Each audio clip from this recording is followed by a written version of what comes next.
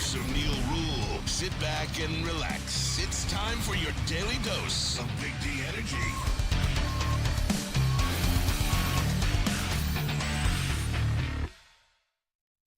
Hey, what up, though, people? It's your boy Brandon Dent, aka Detroit Kool-Aid, and then alongside me is, bro, you're a legend to me, man. Lindsey Hunter, man, won championships with multiple teams in the NBA, most notably the Detroit Pistons. Hey, we got in the booth KG, man. What up, Kenny? New guy. New guy? New guy, Kenny. NGK, baby. And New we got Kenny. and we got somebody near and dear to this show.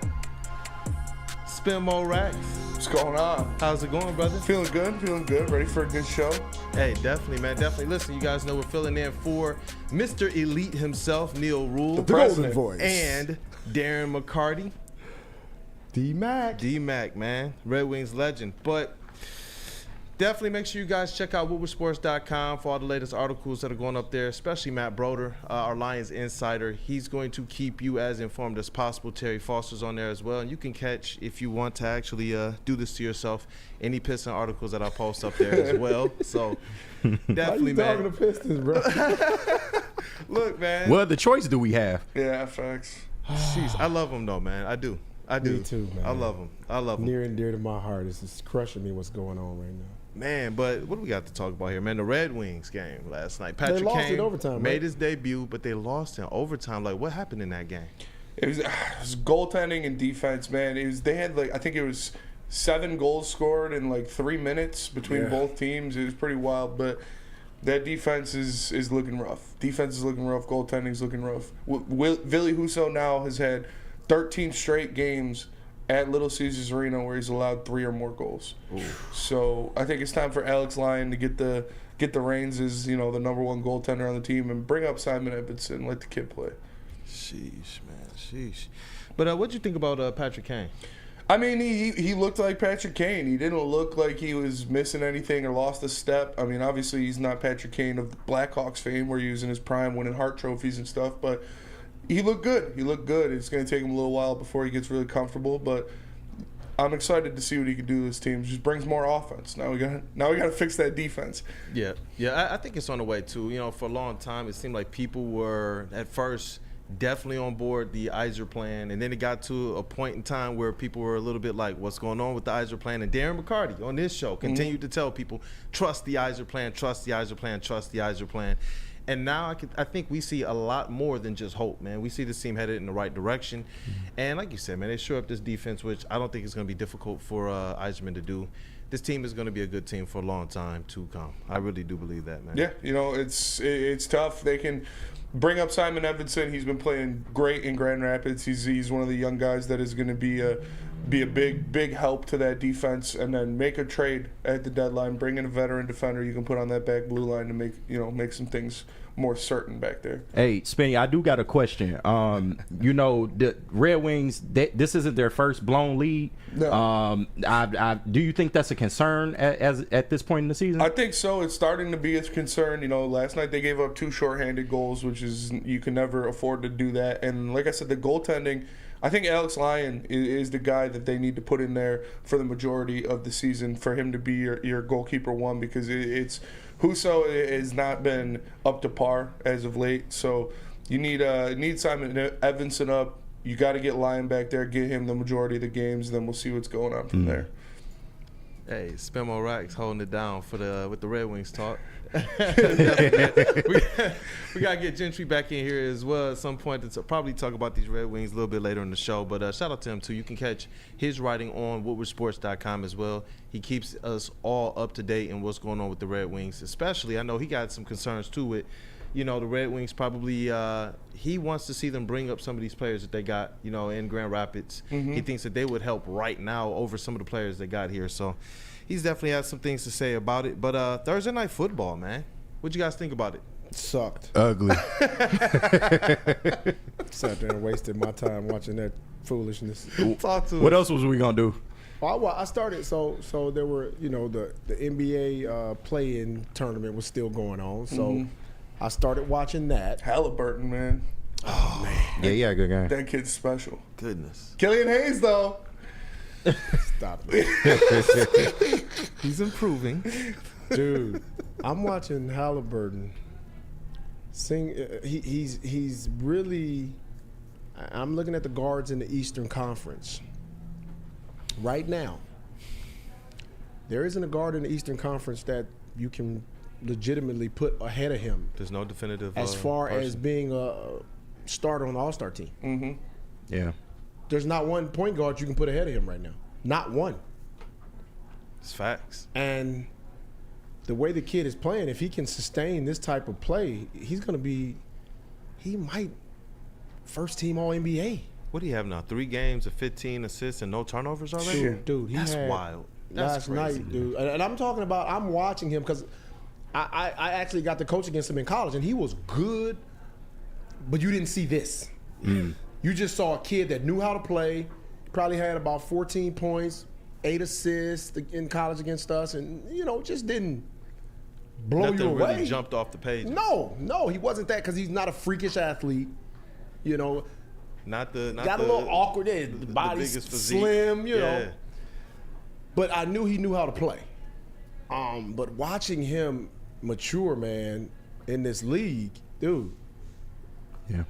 It's looking like another missed opportunity by the Pistons. I'll say No, that. it's not looking like.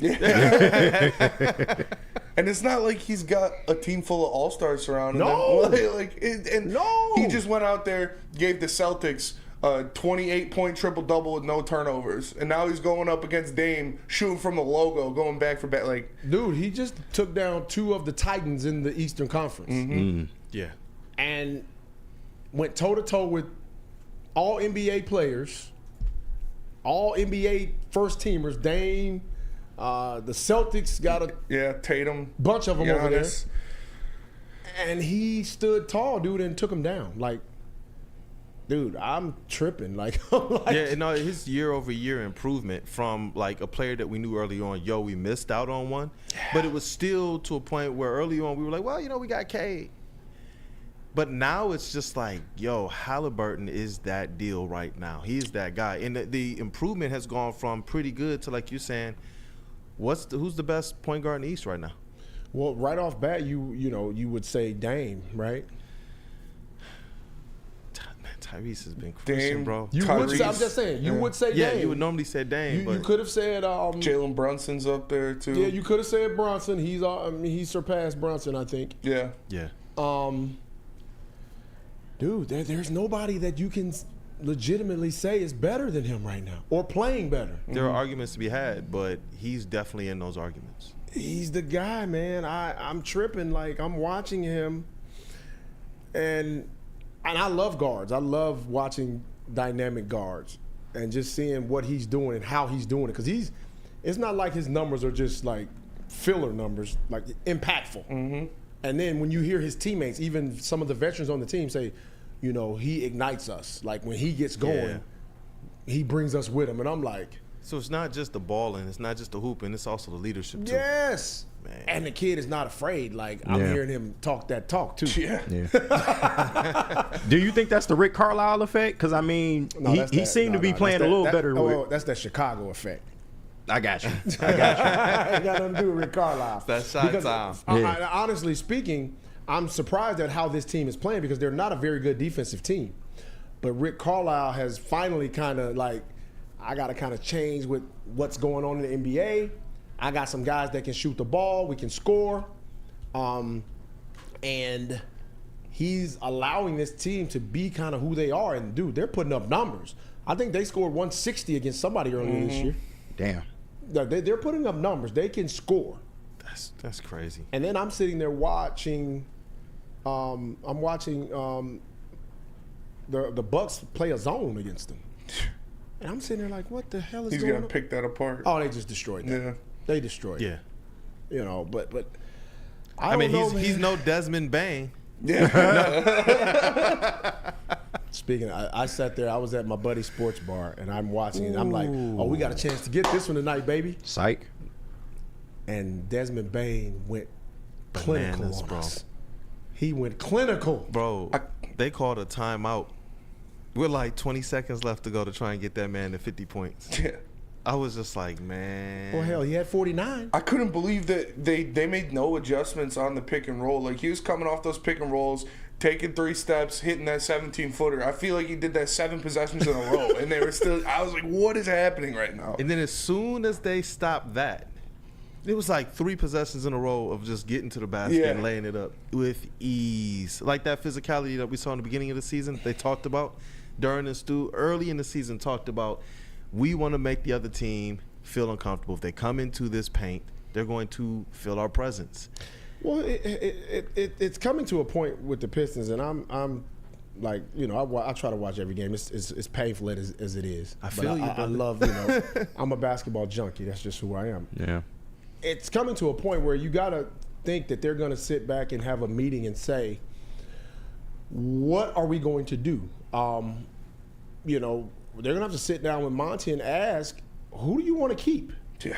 Because you can't, you know, what insanity is doing the same thing over and over, expecting different results. You can't keep coming back with the same thing. No. So they're going to have to make a decision about who they're keeping and who is, you know, worth trading or trying to get some assets and switch this thing up, because this is on the bridge to nowhere. Yep. I don't see. I was optimistic beginning of the season. I was like, hey, I at least thought we would be playing like the Houston Rockets. That has always been my comparison to the Pistons in the West. Yeah. I said the Houston Rockets are a young team. They added some veteran pieces. They're going to be up and down. They're going to hover around 500. That's what they're doing. We're not. Yep. We're 0 for the month. Yeah. And we're That's trending toward going 0 for 2 months. Yeah. I was looking at the schedule, and then, you know, we get an injury to one of our major pieces. Mm-hmm. Dude. Not a lot of winnable games on that. We're going to struggle. That's right. I'm glad you brought that up, man. Jalen Duren. Yeah, he tweaked that ankle. It's looking like a grade 1, grade 2 ankle sprain. Pistons released information.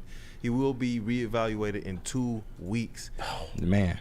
That's tough. That is tough. Just man. got him back, too. Yeah. And further to your point, man, Troy Weaver in the offseason, after Asar Thompson and Marcus Sasser's draft press conference, in the media scrum, he stated this was an assessment year. He said they lost the ability to kind of do that last year when Cade went out, because he's supposed to be what everything's going to be built around. Look, I man, think that Kool-Aid, I think they've assessed now, bro. Not to cut you off.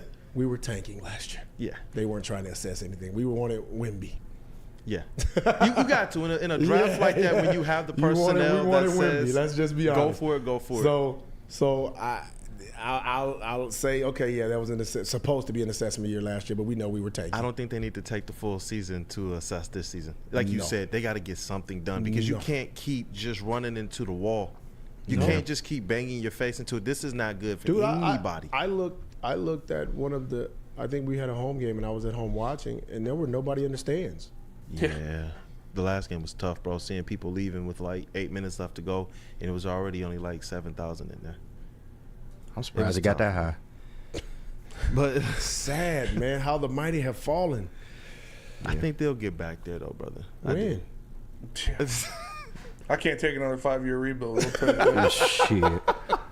Shit. I'm not trying to be 32 watching this team. Like, God damn, let's go win 10 games.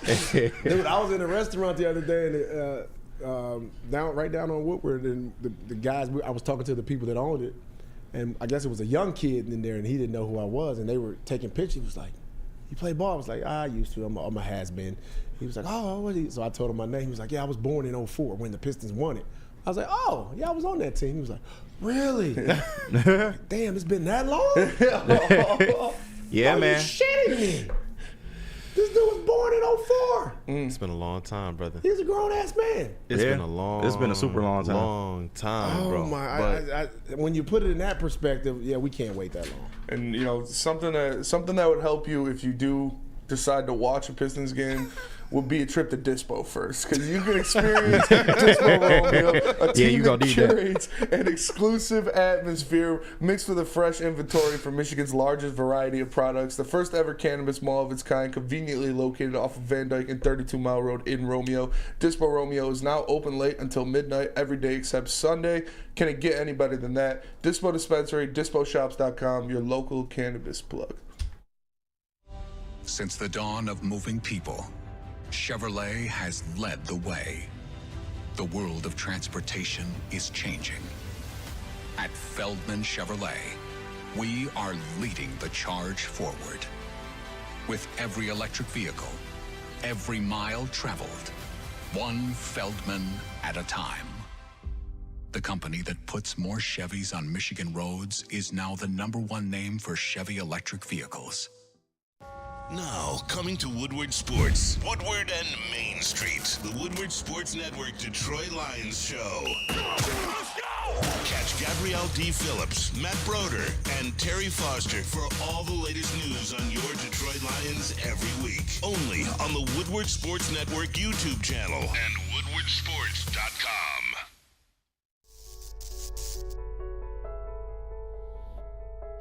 We've just received word. The world's cannabis supply has vanished. The public is outraged and has taken to the streets in response to this tragedy.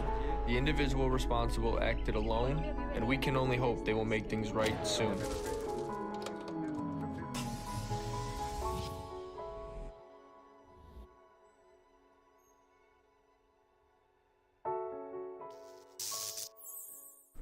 Join Woodward Sports and Long Drink for the official Lions VIP tailgate party. It's at Eastern Market Shed number 5, and it's going to be a bash starting at 9:30 a.m. until game time. They got free food, free drinks, free entertainment, and a shuttle to take you to the game. It's going to be awesome. It's always a good time. You can get your tickets at bullseyeeventgroup.com or win some from Woodward Sports. Just subscribe to our YouTube, follow us on Instagram, and direct message Lions VIP.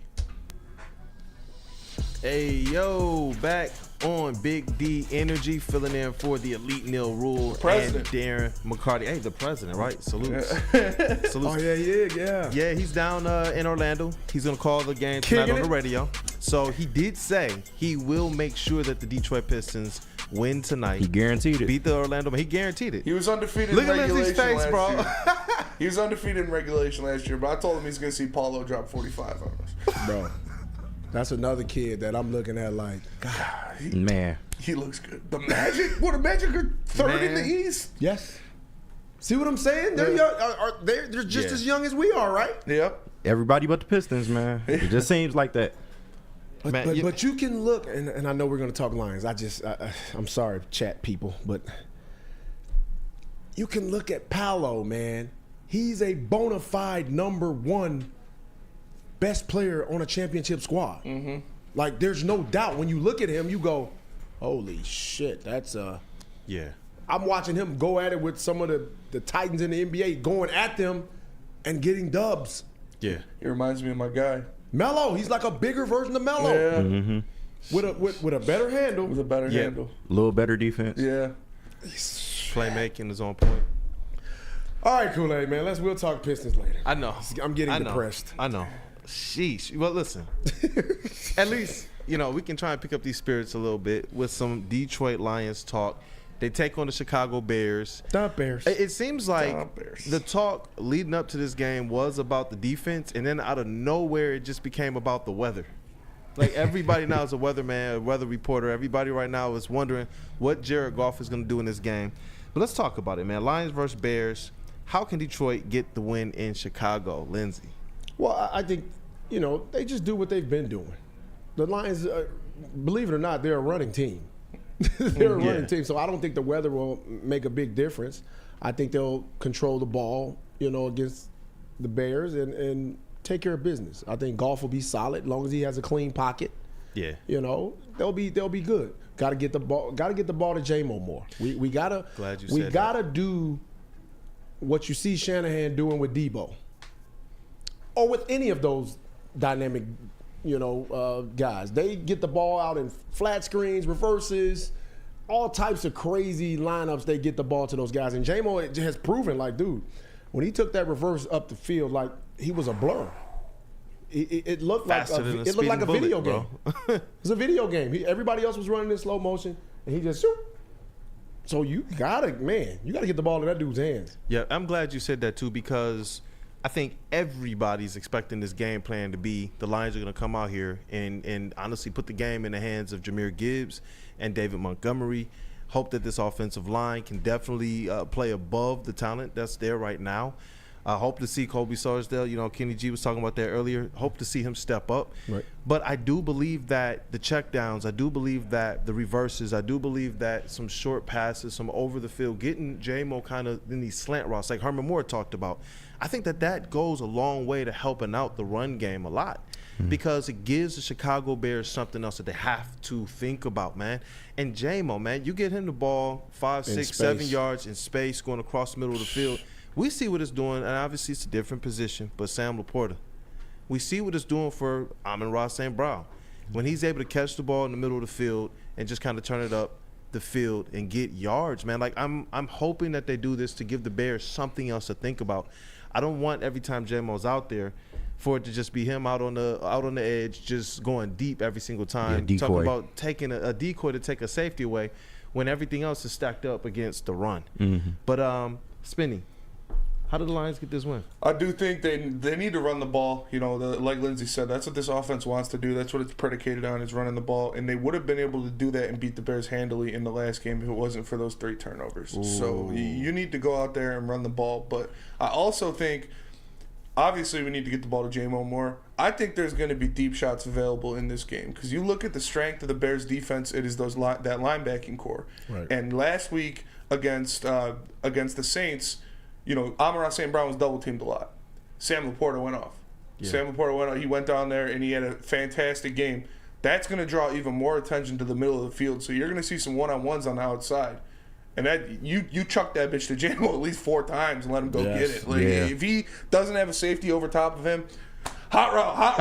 Like, throw that bitch ball as soon as you can. Paul Thomas in our chat says, "Come on, Lindsey. J-Mo doesn't have Debo's hands."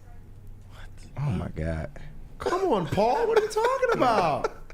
He's had a few drops. People got to come up off of that. Yeah. Paul, I want you to do me a favor, Paul. I'm gonna give you some homework. Go look up Jerry Rice's first couple of years. I think it was his first year. He went through a stretch where he was dropping everything. Like, he was dropping everything, and people were like, wasted a first-round pick. And he turned out to be the GOAT. Same with Devontae Adams. Devontae Adams' first year in the league, he was dropping everything. It happens. It happens. Yeah. And I haven't seen, J-Mo dropped a couple of passes, but he's not dropping like that. He hasn't dropped in the past couple weeks. He's been good. Yeah. Hey, ask Patrick Mahomes would he like J-Mo over there. Yeah. Shit. I probably can go play receiver What over game there. was that where he went across the middle of the field? I think it was going into like halftime, and he caught the ball, got smacked, and held on to it. And honestly, I thought that's what helped to build the confidence between not just J-Mo, but Jared Goff to know I can trust him. And I think that he had a touchdown in that game as well. I forget which game it was, but it was a home game. I know what game you were referring to. Yeah, definitely. But KG, man, talk to me about what the Lions need to do to win this game in Chicago. What's your game plan? To me, I just need to see better complementary football. And what I mean by that is the defense has to help put the offense in better positions. I feel like that'll be the big key to the game. And honestly, I just need to see that red zone defense cleaned up. I'm really looking for the defense to step up this week because just like we're going to run the ball, the Bears are absolutely going to run it down our throats, knowing that there's no Aleem McNeil there to try and stop the run game up. So, I just want to see better execution in the red zone and the defense helping put the offense in better field position and getting off the field, man, because if they get worn out and it starts to get ugly, like I always say, the Lions are at their worst when plays break down. Mm-hmm. And also Justin Fields, he's going to do what he wants to do. We all know that. I mean, we really don't have the personnel to really keep up. But you don't want to let anybody else beat you. You don't want to let Khalil Herbert beat you. You don't want to let DJ Moore beat you. And definitely you don't want Justin Fields to beat you with his arm. So as long as they do that, I feel like they'll be fine. The offense will be fine. So, man, I'm glad you brought up the defense and you talked about Justin Fields because the more and more I think about him, like, what can the Lions do to contain him? And it ain't much. I think it's what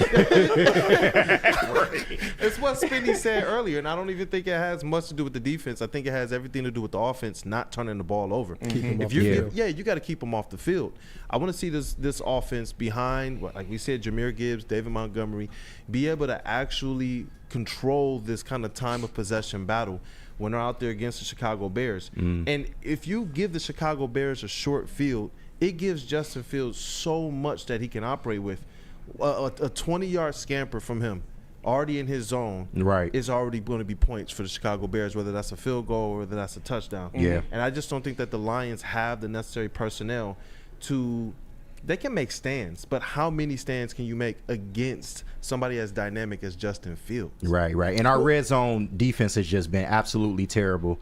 Yeah, it's been. They got to clean it up, man. The Saints came in here off of a 0-5 red zone trips on offense, and they went 4 for 4 against us, man. They got to clean it up in the red zone. Well, I think the hardest thing about a running quarterback is you just don't account for, and that's what people don't understand. The Lions' run defense has been vastly improved, right? Yeah. But when you talk about a running quarterback, that's just a different dynamic. Like, and a lot of those unplanned runs are the ones that kill you. Yep. When he's dropping back to pass and he gets out of the pocket and he doesn't find anybody and he takes off, that's just hard to deal with. You got to have some elite linebackers to deal with stuff like that. Yeah, You know? absolutely. And it's tough. It's tough. But I think the Lions, I'm not worried about this game. I mean, everybody's talking about weather. If the Lions get the lead, they get the lead and they work the running game and don't turn the ball over, they shouldn't have a problem. And like what you guys all said, the running game, establishing the running game to keep Justin Fields off the field, and what Kenny said, to keep that defense fresh. Because with no Lee McNeil, you got guys in there at defensive tackle that haven't got a lot of snaps, might not be in the best game shape. Guys are signing off of practice squads out of retirement homes to come in here and try to do some things. Those guys aren't going to be able to play, 70, 80 snaps. So you need to make sure that they're fresh and healthy, maintain the clock possession by running the ball and dominating the time of possession.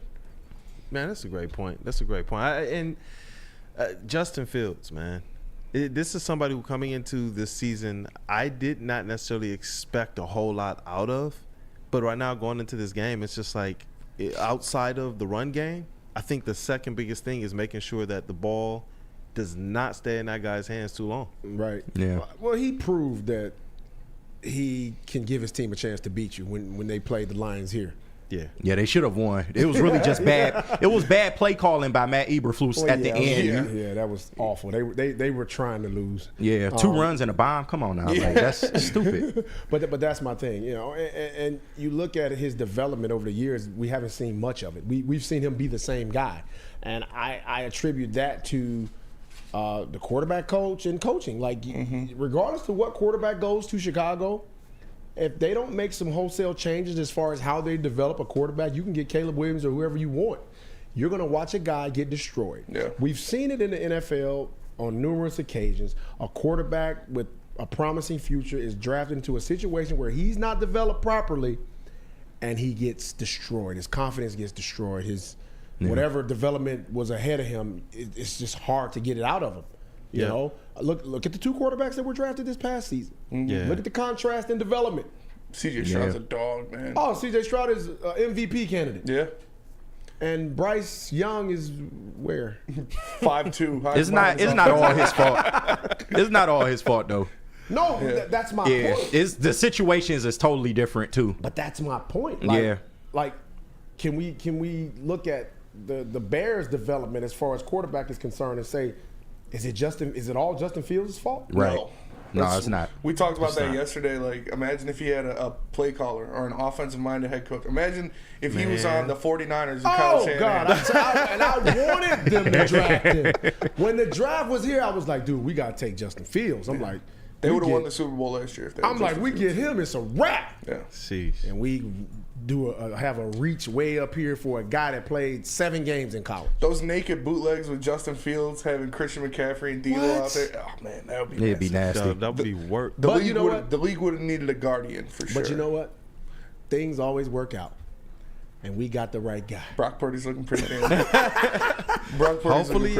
Hopefully Aaron Glenn can scheme some type of defense so that this team, whether or not they protect the ball, can have some type of game plan that keeps them out of what they got into last time. Yeah, the defense though. The defense is extra special. And if you want your defense to be extra special, you just got to go to Guardian Alarm. Guardian Alarm offers you customized solutions from real experts. Their professional technicians take the time to recommend security and automation solutions specific to your needs. They also have 24/7 professional monitoring. You can call them anytime, day or night, and know a Guardian Alarm team member will stay on the phone as long as needed. And of course, they have technology backed by people. Your safety and security deserves technology. It's been proven to work, and people have been proven to care. care. So call them at 1-800-STAY-OUT. That's 1-800-STAY-OUT, and let them know Big D Energy sent you. Also, Les Stanford. What happens when you run a great business for over 50 years? You expand and offer more products to more people. That is exactly what Les Stanford did by adding Les Stanford Buick GMC, the same great service that customers have come to know and trust. You see me cruise around that Blazer, you know I got it from Les Stanford. I'm Woodward Avenue, just south of 9 Mile. Check out in Les Stanford in Dearborn today and find the brands you want at lesstanford.com. Calling all landscapers. This is Darren McCarty. I'm at Outdoor Equipment Co. How would you like to landscape like a legend? How about a bad boy zero turn? And even a chainsaw.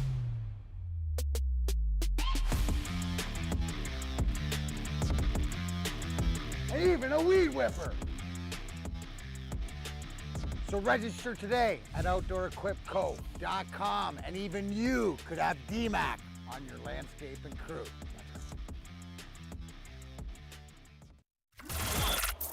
Woodward Sports' own Tom Mazaway and Sam Stick Day will be hosting our Lions postgame show after every Lions game all season long. Tune into the Woodward Sports YouTube channel for his hot off the press takes, game analysis, and Kool-Aid sipping celebrations.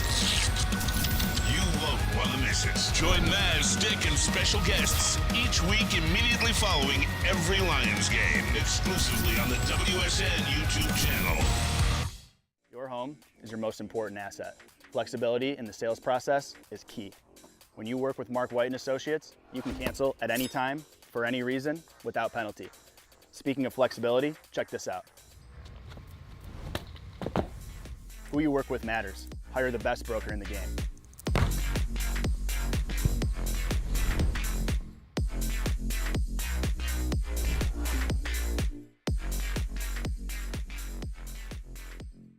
For over 60 years, Fairway Packing Co. has provided Michigan's finest restaurants, hotels, and casinos with prime beef, Wagyu beef, and dry-aged beef. Experience the Fairway difference for yourself today.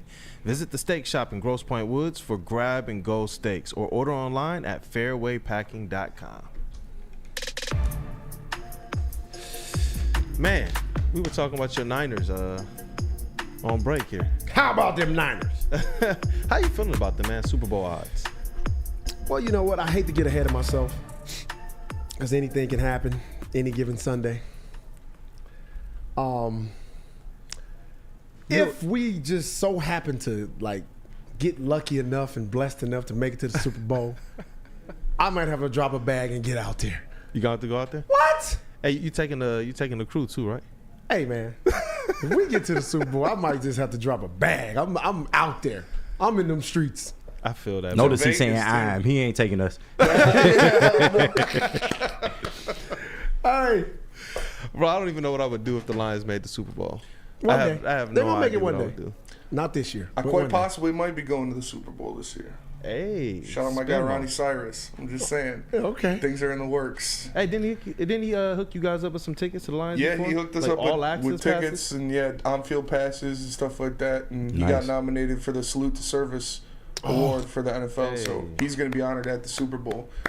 And Dope. I was talking to him about it. I was like, man, it'd be a dream come true to go to a Super Bowl. He's like, well, let's make dreams reality. I was like, Well, Ronnie, don't tease me like that. yeah, that's a big claim. Yeah. Definitely a good person, man. Oh, Hey, Ronnie's the man. he deserves all of the salutations he's getting. I think the Lions are like a year away from like Super Bowl. Like I think they're definitely contenders this year. I think, defensively they need to shore up some things, offensively tweak some things, and they'll be right there. You know what? You said something that I don't know if a lot of fans out there, how they feel about it, honestly. Like, I know a lot of fans are saying, I want to see the Lions win the division. I know a lot of fans are saying, I want to see them win a playoff game. They're going to do that. But you just said that the Lions are contenders. Whether or not that they're strong contenders, you believe that they are Super Bowl contenders. Definitely. I think there are, about 5 teams that I think can win the Super Bowl. Hey, let me hear. Philly, Niners, of course. Ravens. He be trying to be so humble with his Niners. I know. I mean, that's my nature. Piece of work, this guy. Detroit, and I'm gonna say Cowboys, but I don't really mean it.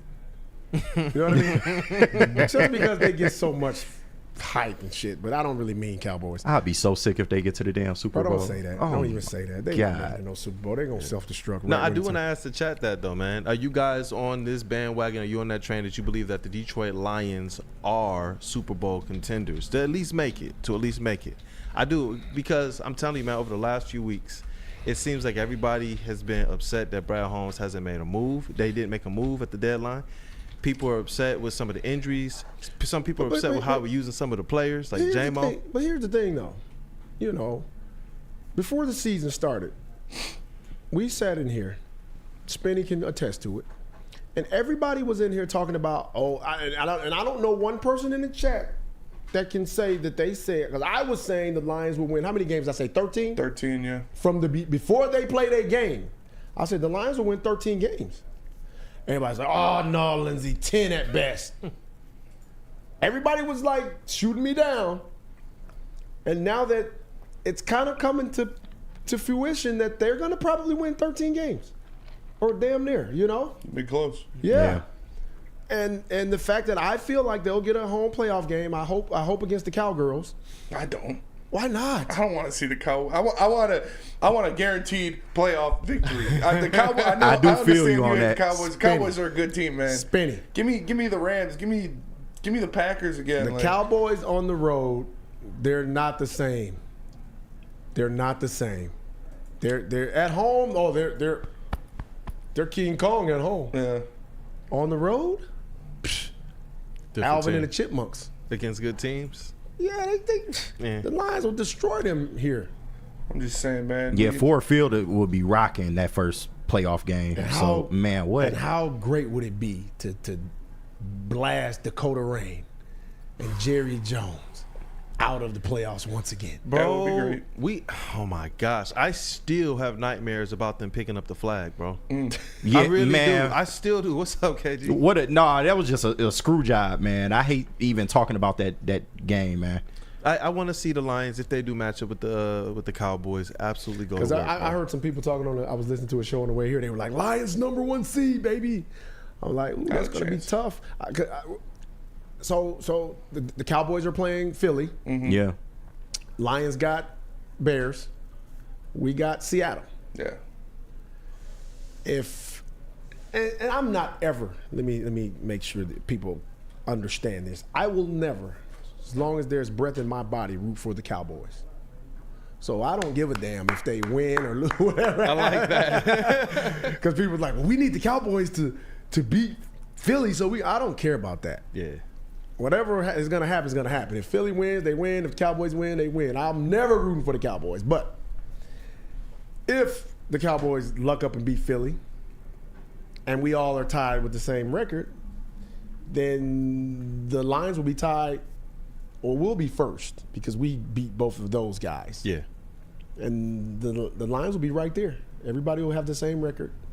Everybody will be tied first, second, and third. Man.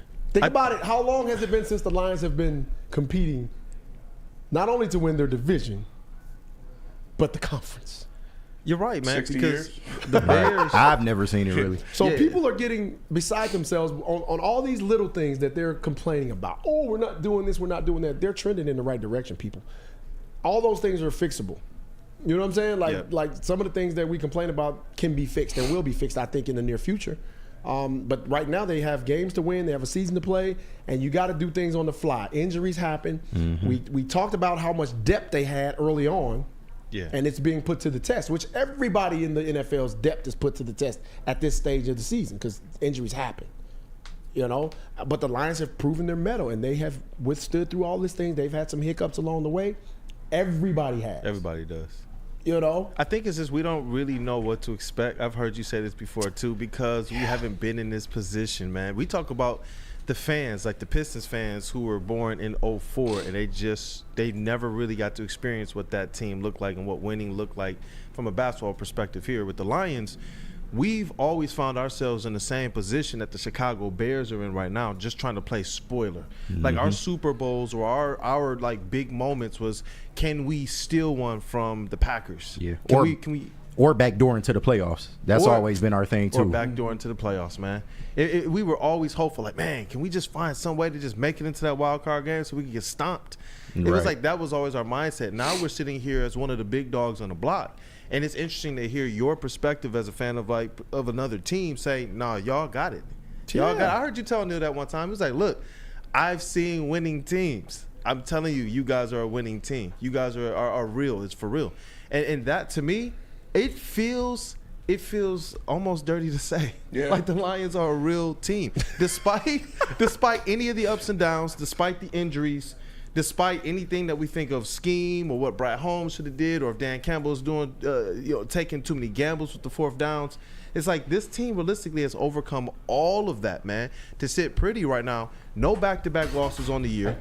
You know what I mean? They've cleaned things up. They've even overcome their quarterback going out there and having multiple turnovers in a game. That used to absolutely sink us in the Matt Stafford era. Yeah. If he went out there and had a couple turnovers, we were just done for that game. Now we're looking at a team that we know can have some improvements. They can make some improvements to it. Right. But you're right, man. They've overcome injury. They've overcome turnovers. They've overcome young players, man. How many rookies, how many young players right now are they depending on? Right. And I know I heard someone in the chat was like, there's a reason that they're not incorporating J-Mo as fast as they normally. I'm like, no, they take each rookie at a certain pace. That's just the only one that has jumped off the page is Laporta, because Laporta's just different. You know what I mean? He's different. And you run into that every now and then. You get a rookie that's like, this dude is different. Like the Rams got a dude out there, that number 17. Puka Nacua. I mean, the dude is different. Yeah. Is he a tight end or a receiver? What is he? Receiver. He's a big dude too. Yeah. He's a different animal.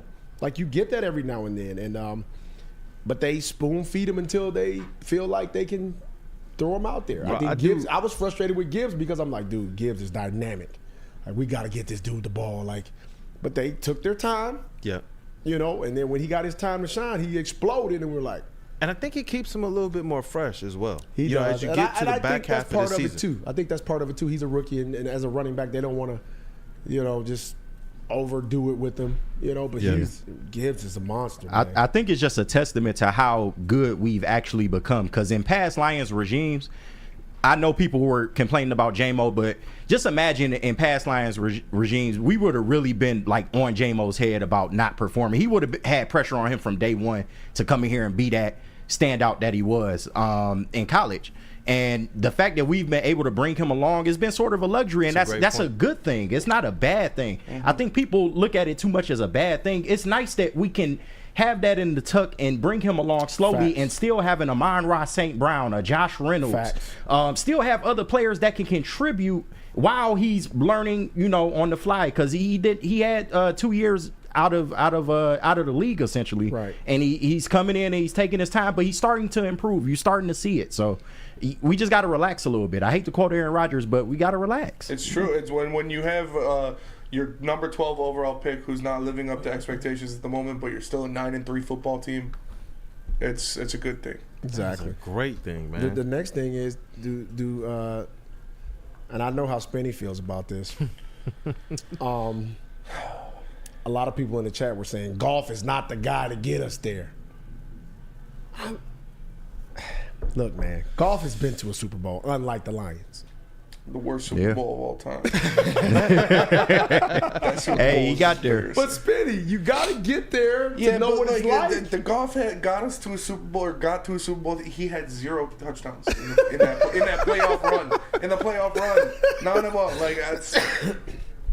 Everybody knows how I feel about this stuff. Spenny, he probably had 0 touchdowns, but he probably still had better stats than Trent Dilfer. Yeah, that's fair. But I'll tell you what, who I'm dropping a bag on before Jared Goff, Justin Madubuike. Like that man's about to be a free agent as a defensive tackle. He's got 10 sacks on the season from the Ravens. Bring him home. Bring him home. Yes. Oh man. I think we I think we got a break. Yeah, we got to go to Big Boy. Hey, let's talk about it, man. Wintertime in Detroit is always better with comfort foods from Big Boy. Try the Veal Parmigiana or the new Southern Comfort Chicken Bowl. Man, I'm hungry right now. How about breakfast? The stuffed potato pancakes are back. The classic lumberjack or Santa Fe Gardet. Also, new apple pie hotcakes that are too good to miss. Top it all off with the new gingerbread shake for dessert. Stop by your local Big Boy today, like I'm going to do right after this show. Join Woodward Sports' own Jeff Iafrate along with special WSN guests for the most anticipated Lions season in decades. Filled with different surprises and expert analysis. You're not going to want to miss out. Go to our Woodward Sports YouTube channel on Sundays and tune in live from 9:30 to 11:30 a.m. Come to any Lady Jane's Haircuts for Men for an award-winning haircut experience from one of our talented stylists and register for a once-in-a-lifetime opportunity to win an all-expenses-paid suite for the 2024 NCAA tournament for you and 5 of your best buds. That's right, college basketball's most elite event. You and your 5 best friends just get to any Lady Jane's today for an award-winning haircut experience and automatically register to win the trip of your dreams. Lady Jane's Haircuts for Men open 7 days a week. Walk in anytime. Lady Jane's, it's wicked awesome. Woodward Sports' own Tom Mazaway and Sam Stick Day will be hosting our Lions postgame show after every Lions game all season long. Tune into the Woodward Sports YouTube channel for his hot off the press takes, game analysis, and Kool-Aid sipping celebrations. You won't want to miss it. Join Maz, Stick, and special guests each week immediately following every Lions game, exclusively on the WSN YouTube channel. How would you like to win a $100K Vegas getaway? Take your closest friends and live it up in the city that never sleeps. It's the Cintron Energy. Drink it and live it. Purchase a 24-pack today and enter to win. Register at drinkcintron.com/Vegas and buy Cintron at your local Meijer store. Cintron, the healthier energy drink with great taste. Look good, feel great, and be the best version of yourself with Cintron. Go to drinkcintron.com/Vegas to figure out how you can sign up to win. Hey, what up, though, people? It's your boy Brandon Dan K, Detroit Kool-Aid, rocking out with Mr. Legend himself down there of the 04 championship Detroit Pistons. That is Lindsey Hunter. We also got Spinmo Rex over here in the TD booth. Yes, sir. I know he got some takes for us this segment. And we got Kenny, or as Lindsey calls him, New Guy. New guy Kenny, Sound NGK. That's what the chat deemed me. So NGK. I like that. I like that, man. That's one guy keeps asking, how long am I gonna have the new guy label for though? Is it 30 days or how long does it go? Forever? I'm forever the new guy. That sticks, buddy. Until we get a newer guy. Just like that. It's like cotton hands. Good old cotton hands. Cotton hands gentry. Oh man, but look, we've been talking about Jared Goff as we went to break, and the conversation got even more. Spinny was triggered. Spinny was triggered, man. What did somebody say in the chat, Spinny? Brad said, thank you. Goff has been there. He should have had a TD if Brandon Cooks caught a wide open pass and then one touchdown. Look out. One touchdown on the playoff, right? Like, bro, I can't do it. I can't do it. I've said it before. It's not only Jared Goff.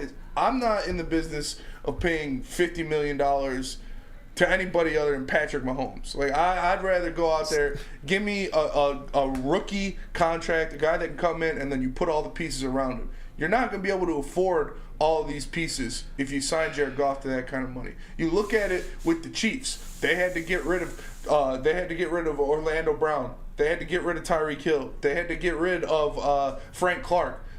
And they're still winning because they have Patrick Mahomes, and he can do that. Jared Goff can't do that. That's facts. If you think he can without all these pieces, you think he can go out there and win without this great offensive line, without this bevy of receivers, come on. And you know we need help on defense. You want a top pass rusher too, right? That's going to cost you $20 million a year. You want an interior defensive lineman who's really good, right? That's going to cost you $15 million a year. I'm just saying, man, you got to allocate the money somewhere else rather than overpay for good. Jared Goff is good. He's a good quarterback. He is not great. So for Flannel, it's Ben Wallace in the Hall of Fame gets him going, and for Spinny, it's Jared Goff. Dude. It gets him going, man. And don't even say Flannel about being in the Hall of Fame. Flannel is the worst person to ever talk about. I just want to talk about Flannel. Basketball and Flannel, after that day, we have nothing to talk about. I made a vow to myself. I told people, I was like I'm like that. Lindsey, stop smiling, bro. I'm like that with people who think anybody's better than Michael Jordan. When they say that to me, then we have nothing else to talk about when as far as basketball is concerned. Yeah. I don't even talk to them no more. I'm like, oh, okay, cool. Nice, okay, nice talking to you. Not gonna talk basketball with you. What are you talking about? For the record, I do believe Ben Wallace deserves that Hall of Fame, man. Hey, look, I think everybody does. Absolutely. Yeah, definitely, man. And you know what? It was 2004 after the Pistons won the championship, man. That was my freshman year in college. And I went to a small school. It was called Columbia Union. We were in the same division as Virginia Union. Virginia Union? Yes, bro. And being able to walk into that gym was one of the most kind of sacred things I ever did, man. And the way that Ben Wallace there is kind of, rarefied air, seeing his jersey up there and such. Yeah. That was an experience, man, it was right after they won, too. That was an experience that I'll never forget, man. What did John effing Lord said? Tell Hunter what he said today. What did Flannel? I don't know. What did Flannel say? Flannel say today? Sheesh, what did he say? I forget. He said Reggie Miller was overrated. And he said that Karl Anthony Towns he said that he would deserve to make the Hall of Fame over Ben Wallace, too. Don't look at me, bro. I didn't say it. Flannel. I'm just a messenger. You are so... it's a good thing you're married, because after the shit that I've heard come out of your mouth, you're so full of it. No person in their right mind watching you grow up would think you would come to be this type of full of shit human being. What the fuck is Cat done in the league? Oh, he won a 3-point contest. Look out. Right, dude. What the hell are you talking about? I have a bias against Karl Anthony Towns because I just think he's soft. He's definitely soft. Yeah, but that's my only critique against him. He's soft. He's just not the guy when you need to win. Yeah. Jimmy was like, oh, I got to get the hell out of here. That's the best shit he started off. It's not even his team. It's Anthony Edwards' team. And Cat started off 0 for 8 against Andre Drummond in his career, bro. That tells you everything that you need to know. Soft bro. on soft. I think Cat soft on soft. Battle Charmin. Yeah. Like he's talented. He's yeah, the skill is no question. Yeah, he can do a lot of stuff, but it's the mental. Yeah, I don't even like the way he talks. Have you seen him using 5 different voices? Yeah, what the hell's wrong with him? He's a ventriloquist. I mean, I don't know. He'll be like in the locker room, be like, "Oh my god!" And then they did this, and it was amazing. And then he gets like, we know you don't talk like that. Yeah, we went out there and played. What is going on? We know you don't talk like that. Yeah, bro. Oh my gosh. Yeah, but man, come on, man. Flannel, man. And Flannel, a lot of times, man, Flannel's doing this to get a rise out of people because there's I love no him way. though, man. There's no way that he thinks that Ben Wallace doesn't. He's about. No, I will say this right now. Flannel wholeheartedly believes everything he says. He does. It might sound crazy, it might be ridiculous. No, but there are people like that. We watch them every it. day on sports talk shows all over the place. They believe the bullshit that comes out of their mouth. I respect it. You got to stand by your take, man. Yeah. Reggie Miller overrated? Dude, that's a stretch, man. That's a stretch. What the hell? If Reggie Miller played in today's NBA, he'd average 30. Yeah. 35. Yeah. Easy. In the 3-point era? Yeah, and you can't touch. You can't touch anybody out there, and Reggie can shoot the ball the way he can. And he was a clutch shooter, man. He was one of the clutchest shooters of all time, man. This dude, man. He told Spike Lee to choke on his nuts on live TV. And like a comparable guy to Reggie, I would say, and I think Klay Thompson will be a Hall of Famer. Mm-hmm. Yeah. So that's a guy that's in the mold of a Reggie Miller. Yeah, he's closest thing to him. Right. You know what I'm saying? Yep. So you look at Reggie and go, but Reggie was the number 1 guy on his team. Mm-hmm. He was the number 1 option. The main focus, and they still couldn't stop him, bro. In the time when you had number 1 options like MJ, you know what I'm saying? Like, it was no bullshit in the league. It wasn't no, it was, mano y mano, and he stood tall against all of them. Bro, man, being a kid, I hated when we had to play Reggie. I just did, man. Watching those games was just tough, man, because he was a killer. Dude, I had to guard the fucker. I already know, running, chasing him all around. Dude, he's 6'7". Dude. Was he chirping to you the whole time, too? No, he never really talked to me, because I would always have the undertone of violence. I tell everybody all the time, man. One of the first pods I did was we went through and we were looking at kind of the 04 Pistons and everything, and we went to look at the playoff stats, like Pistons history.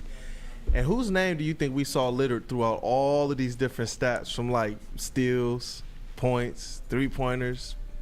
Lindsey Hunter, man. Absolutely. All Man, right over there. the Pistons. The legend, playoffs. Detroit legend over here.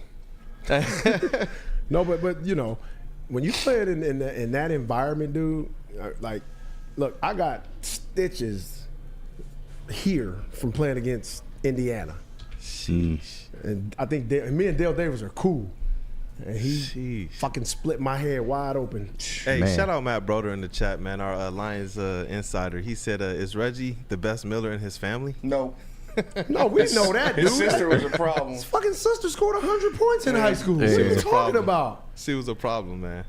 She was a problem, but And Broder, they both will murder you. both of them. Sister and brother. Now, look, I don't want to trigger you again, Spinny, but we do got to talk about Jared Goff, man.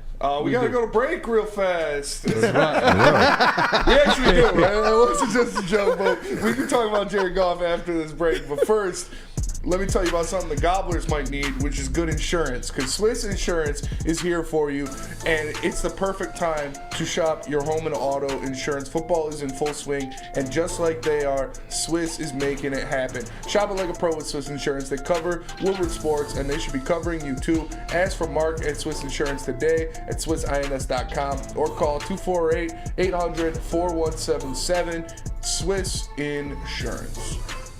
Where's the most convenient place to get that big fitness energy? It's Planet Fitness. Join today for just $1 down, $10 a month. With over 2,400 locations and equipment for every workout, you can get in, get energized, and get going. And with free fitness training and most clubs open 24 hours, everyone belongs in the judgment-free zone. So join today for $1 down, $10 a month, no commitment, cancel anytime. Deal ends Wednesday, September 13th. Join now at any Metro Detroit location. Hurry, offer ends soon.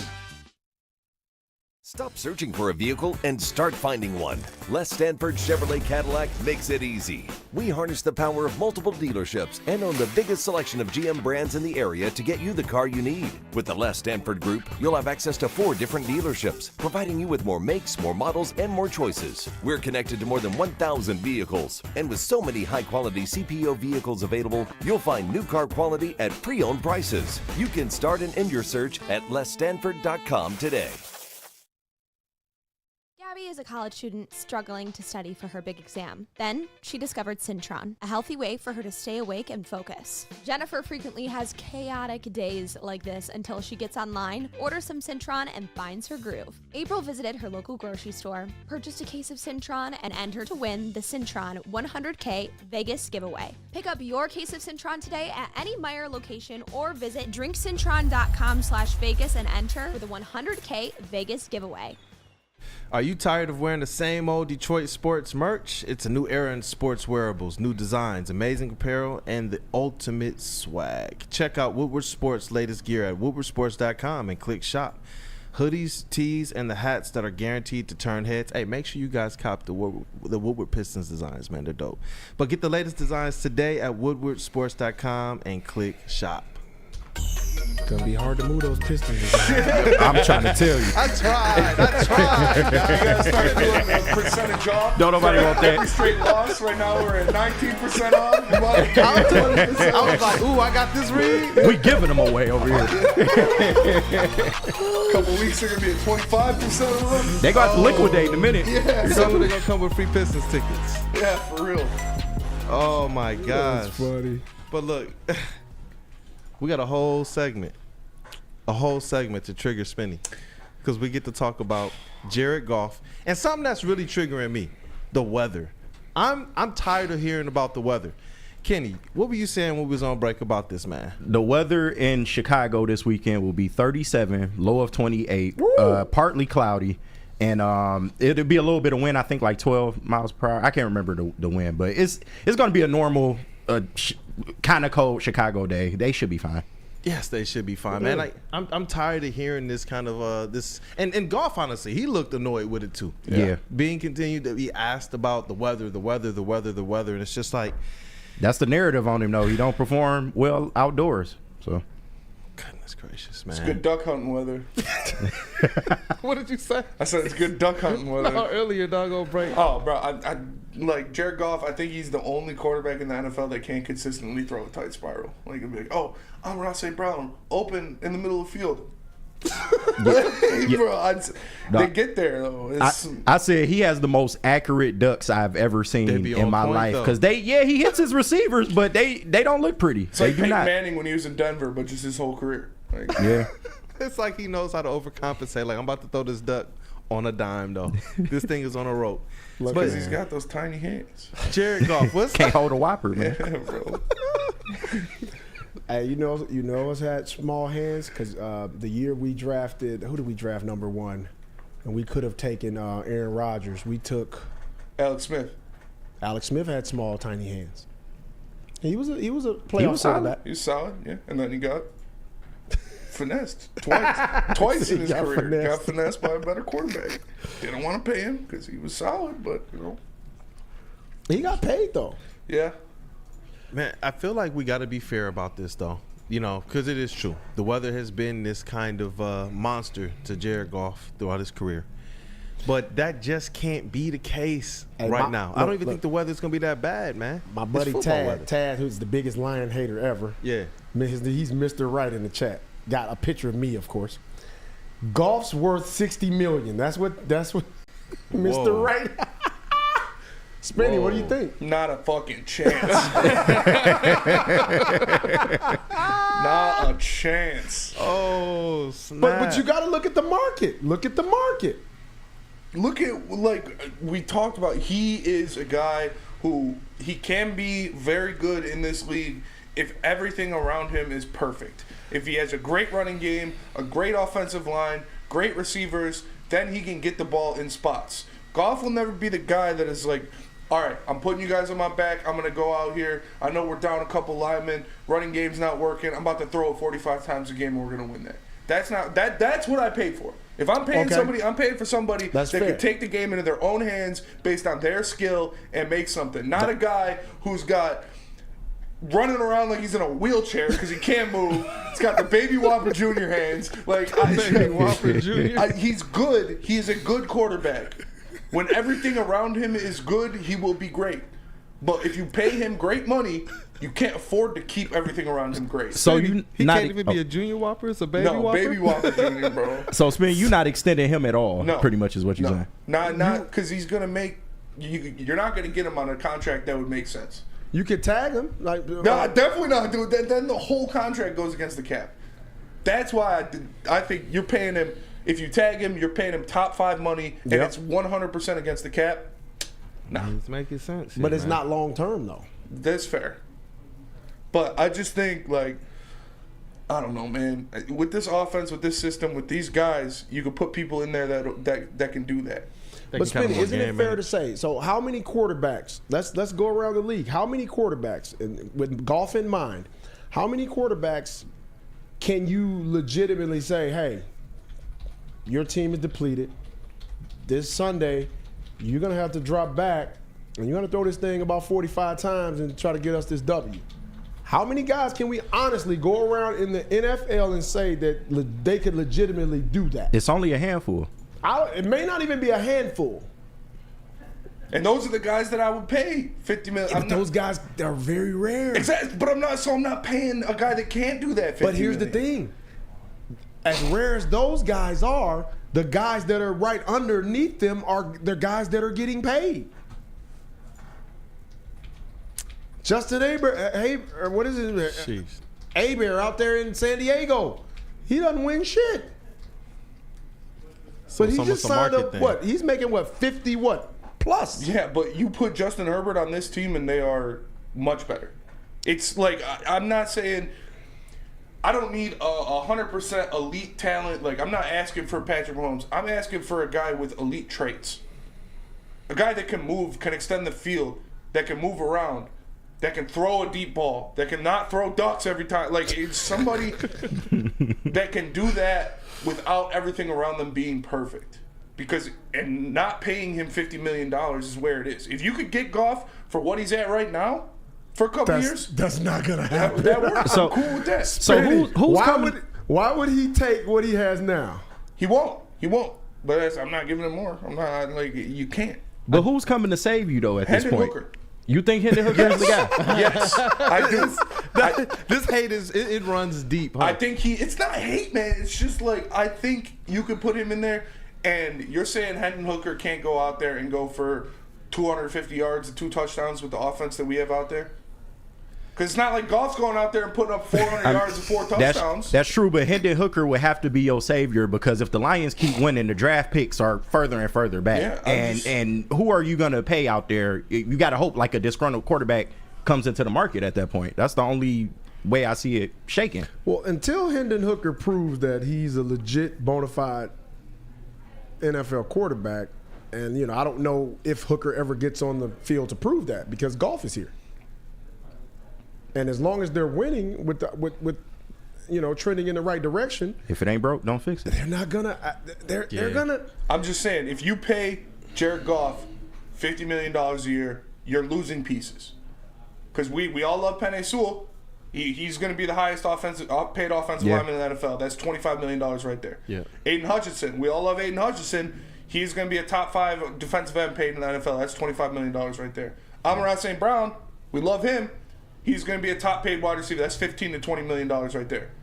Like, you're not going to be able to afford all of that if you have $50 million on your quarterback. I hear you. So I get you, bro. It's not hate. It's really it's business. It's the business. It's business, man. And the future of the Lions, realistically, man. And I don't understand the gawkers, like the guys that are just like, "Oh, he's the best quarterback of all time." Like, what has he done? What has he done for you?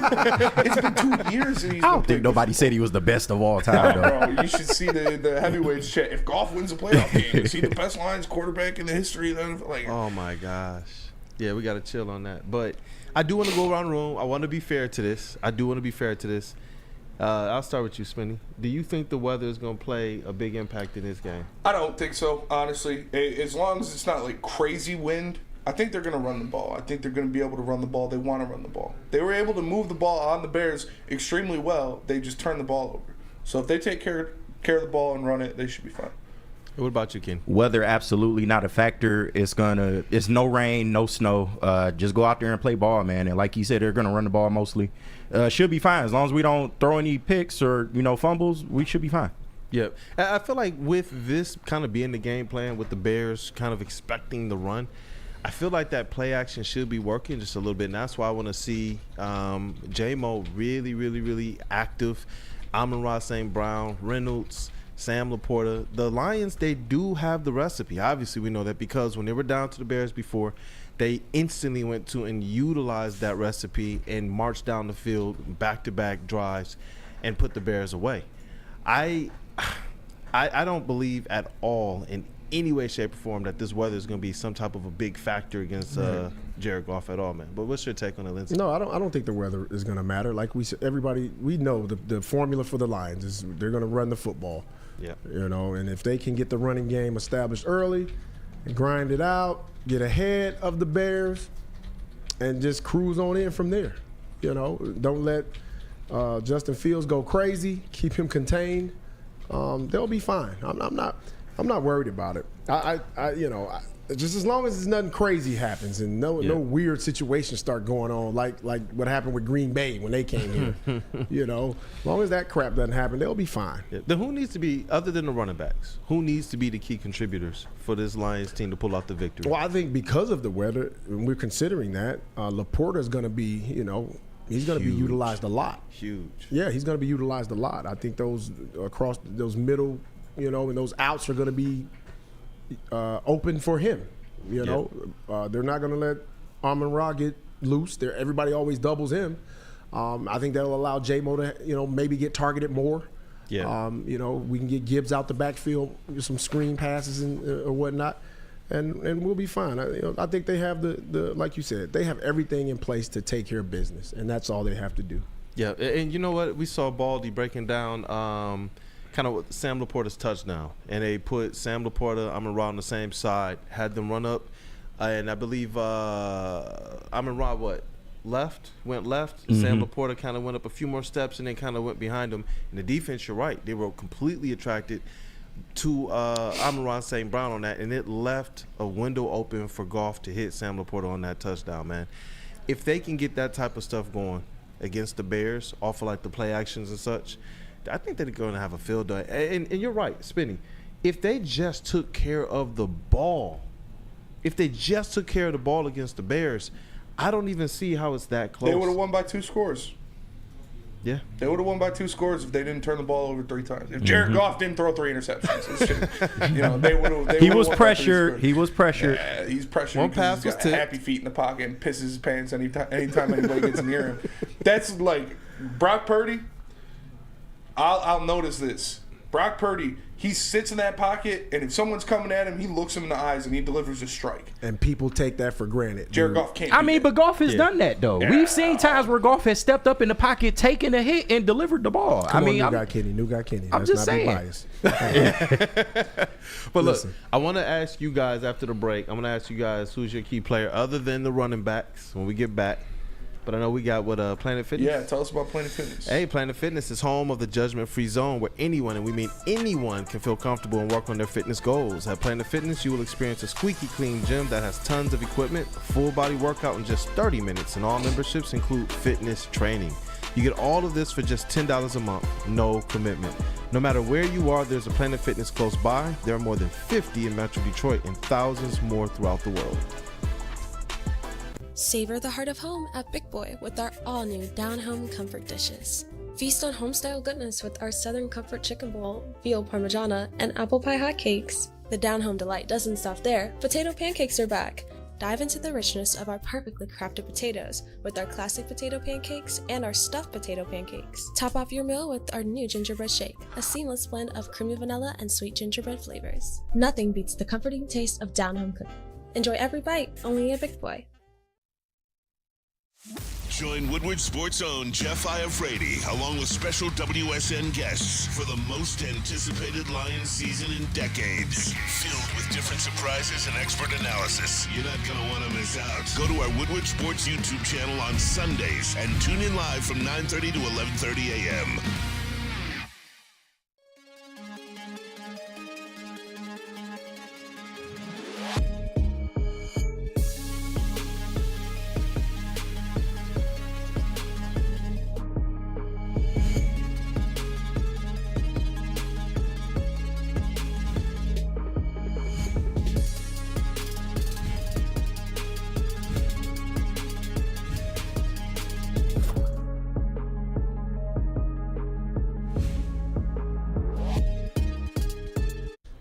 Let's talk about Outdoor Equipment Co., official equipment provider of Woodward Sports, Michigan-grown and family-owned. Bad boy mowers, tractors, steel handhelds, and even weed whippers, Liberty trailers, Generac generators, Snow X plows, and salters. Outdoor Equip Co. has it all. Buy it, rent it, 0% financing, delivered to your doorstep. OutdoorEquipCo.com.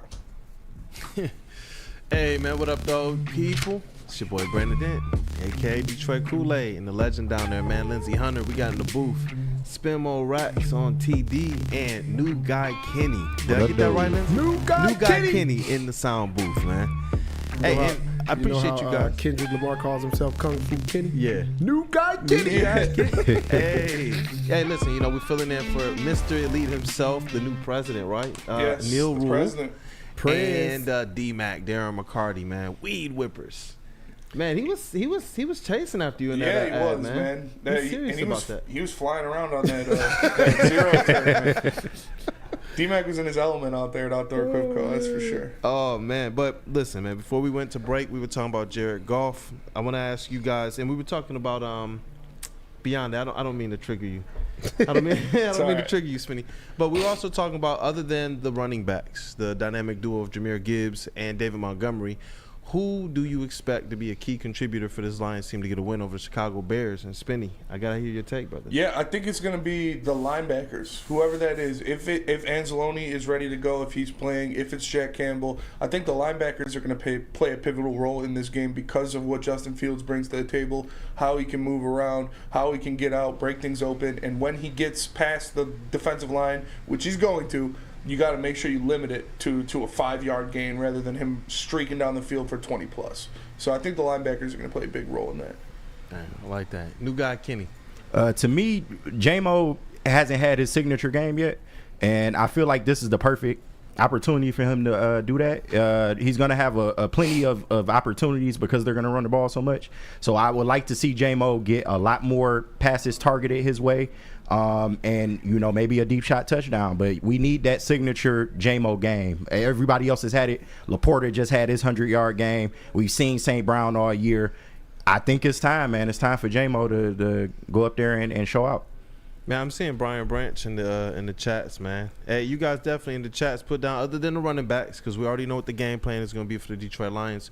Who else is your key contributor for the Lions to get this victory over the Chicago Bears? And what I want to do right now is definitely go around the room, because I know we talked about it earlier in terms of our final score game prediction. But Lindsey, man, how do you see this game going, man? And what's your final score? Well, I think the biggest contributor to me for the Lions to win this game is going to be the offensive line. I think this is going to be a trenches game. Mm-hmm. I think that's where it'll be won. And I think the offensive line, which I think is it's going to be in the trenches. I think if the Lions can control that aspect of the game, they win, they dominate 27-17. I like that. I like that. Spinny, man. What's your keys to the game? What's your final score prediction? My keys to the game, like I said, they're gonna have to run the ball. I agree with that. They're gonna have to dominate the time and possession, keep that defense off the field as much as possible, because they got a lot of new guys in there, a lot of older guys in there, a couple 36-year-olds that are going to be running around straight off the retirement home, putting their walkers on the sideline. We need the run game to be dominant. We need the run game to go out there. Montgomery is get-back game in Chicago. Man. And for my final score prediction, you're going to have to tune in 5-7 Woodward Heavyweights. Ooh, okay. Tease, man. Spinny tease, right? I like that.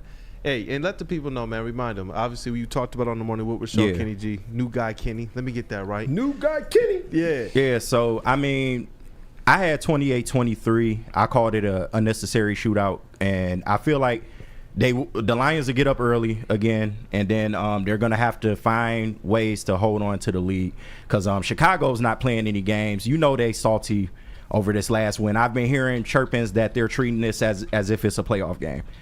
So they really want to get that win back. I know, Lindsey, I know, but it's just the truth, man. But yeah, to lose like that when they absolutely should have won, we can sit here as Lions fans and tell you that they should have lost that game. How do you think they feel? They really let one go in a season that's really been going off the rails for them. Expect them to come out hard. But yeah, Chicago is going to make it interesting toward the end, but the Lions ultimately hang on. Maybe a late drive. I love when they get the ball with the last 2 minutes in the offense's hands, because that's when I feel like they've been really good at closing games out. Definitely, man. And that's me too, man. I think that this is going to be a relatively close game until the end. I got 27-17, with it being one of those like one touchdown leads, and Justin Fields makes a mistake at the end, and the Lions are able to go kick a field goal to kind of ice the game, get the victory to kind of bolster themselves going into what I believe to be a kind of tricky stretch ahead of games, man. The Dallas game is not going to be easy. I don't think anybody should be sleeping on the Vikings at all, especially if JJ is coming back for them. This is not going to be an easy end to the season. I believe that at the beginning of the season, everybody thought, man, look at the back end of their schedule. It's easy. It's a piece of cake.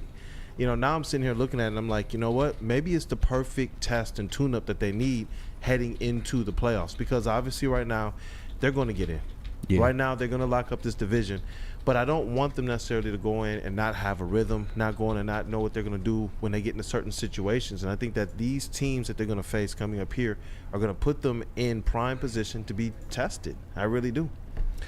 Yeah, but the Bears can't be looking around like, oh, we should have won again. They won 4 games. What are they talking about? I mean, they were supposed to beat us, though. Who cares? Like I said, it was just bad coaching and play calling. They were supposed to beat us. Let me tell you something. Bad teams find a way to lose. That's true. We've been there. Big fact. Yeah, so You're right. what are the Bears talking about? We should have won. No, you shouldn't have. You've won 4 games. You're 4-8. Your record says who you are. So it ain't no, well, we should. This is a playoff game for us.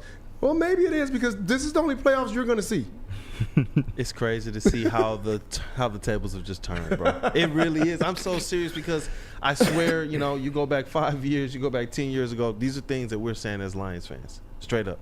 Like, we should have won that game. We said that to the tune of like, man, we got 3 wins in a season. Mm-hmm. But I'm telling you, and I told Neal this, and Neal shot it down. And it was all Jordan Love is trash.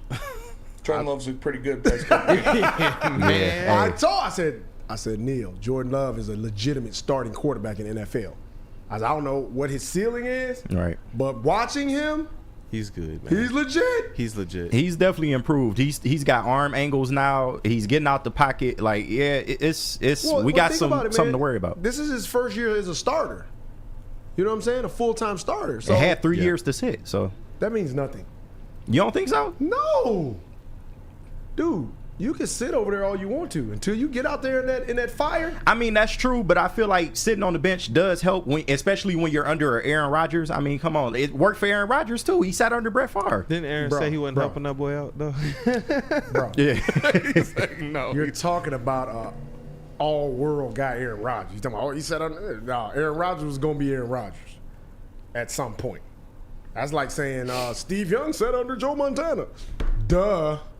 Like, we pretty much knew Steve Young was going to be great. Be that guy. Just needed time. Yeah. We didn't know what Jordan Love was going to be. Especially after that first game. Right. We went into Lambeau and did something I've never seen, and we took it over, both on the field and in the stands. Hey, shout out to One Pride, too, man. All year have just traveled very, very well. And hopefully they take over Soldier Field as well, man. I think Ford the Field Lions Central. need it.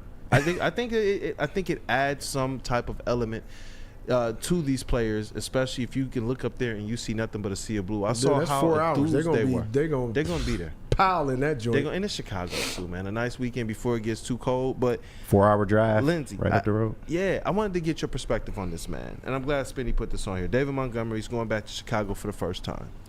How much juice does a player get going back to their old team? Lot of juice.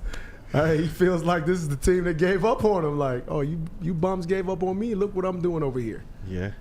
He's gonna be running that thing with an extra little boost. You know what I mean? Yep. It always gives you that extra little boost. I remember when I came back to Detroit and we were playing against the Lakers. I was like, man, I want to beat them so bad. Like, I want to beat the dog shit out of them. Like, we don't want them to win a game. You know what I'm saying? And those were my guys over. I was cool with those guys, but at the same time, you're like, nah, we want to murder them. It's the heart of a true competitor, though. Yeah. And that's what I see out of David Montgomery, man. Right. Somebody who I know when he hits that field, it's not just about wanting to destroy his former team, but destroying a lot of these narratives that have followed the Lions for years that David Montgomery earlier in the season talked about. He said, look, man, a couple years ago, I was like, nah. But then I started to see a little bit of a change over here with what the Lions are doing. And he was like, he recognized a year or two before he got here that this team was doing different things now. And I believe that David Montgomery has done a lot. Just him coming to Detroit alone and then absolutely coming out here and going to work has done a lot to destroy a lot of those old kind of same old Lions narratives and put the Lions on a completely different trajectory. And I do believe when you talk about that little bit of extra juice, yes. I mean, think about what he did to the Bears in that other game, and he took their hearts, bro. Right. He took their hearts from him at the end of that running game. That thing like his life depended on it. And I'm hoping this game is the same right out the gate. Like, I know that the Lions have run into some iffy situations trying to run the ball. There were times against the Saints where I'm like, yo, they just really went 3 and out trying to run the ball and didn't gain like 7 yards altogether.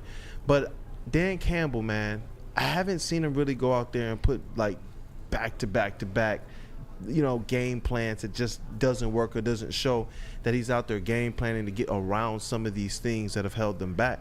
And I think that that's the reason why they also haven't strung together to this point in the season back-to-back losses yet either. Yeah. I hate to address Brandon Katz again. Hey, address it, man. Brandon Katz, you're not an athlete. It has nothing to do with him not liking Chicago. It's your former team. Yeah, he has no as idea an what he's talking athlete, about. Brandon Katz, as an athlete, I know, I'm using that term loosely with you because you probably don't understand that concept.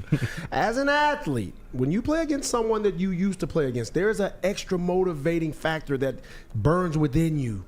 You want to show them what they're missing. I know you don't know what that means, but that's what that means, okay? All right, now, go back on your computer and play. And I see Brandon Katz said Detroit made a big offer to Montgomery. The Bears didn't give up on him. Listen, I can tell you this. If the Lions were not for real, it's not an offer that they really could have made to David Montgomery that would have made him come here, because the whole entire vibe that I get from David Montgomery is that man is a winner and he wants to win. He ain't just trying to lunch. Yeah. All these NFL, he can already do that. He wants to win. That's what I see, and that's what I love about David Montgomery. And that's honestly one of the things that I think gives the Lions a huge edge in this game going back to Chicago. This is a field that he's familiar with, man. Mm-hmm. This is an area that he made his name at.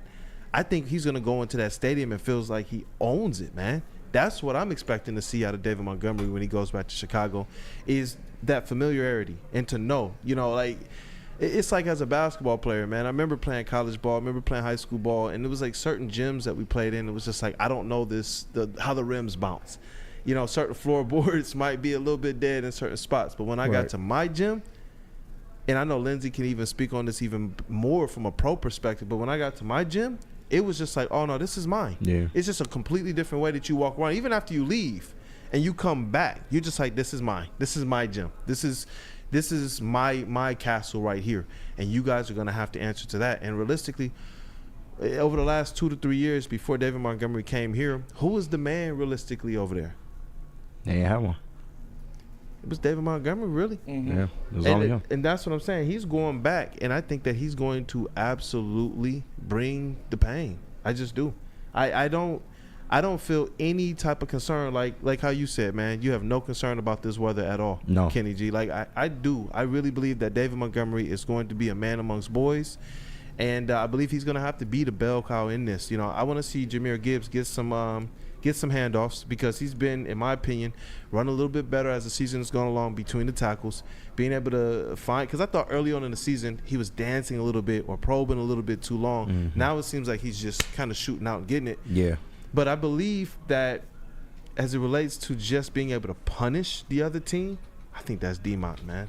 I think that's D-Mont. What do you think about a new guy, Kenny? Yeah, and he going to open up so much more for Jahmyr Gibbs. If you look at, how Jahmyr Gibbs has been coming along, yes, he's improved his running between the tackles and being a more patient runner, but also having Demo there to get those tough, gritty yards and then had that change of pace, it's really benefited Jahmyr Gibbs a lot. So I expect Jahmyr Gibbs to also have a good game on the ground, especially if Demo has a good game. You're just giving that defense something more to have to deal with.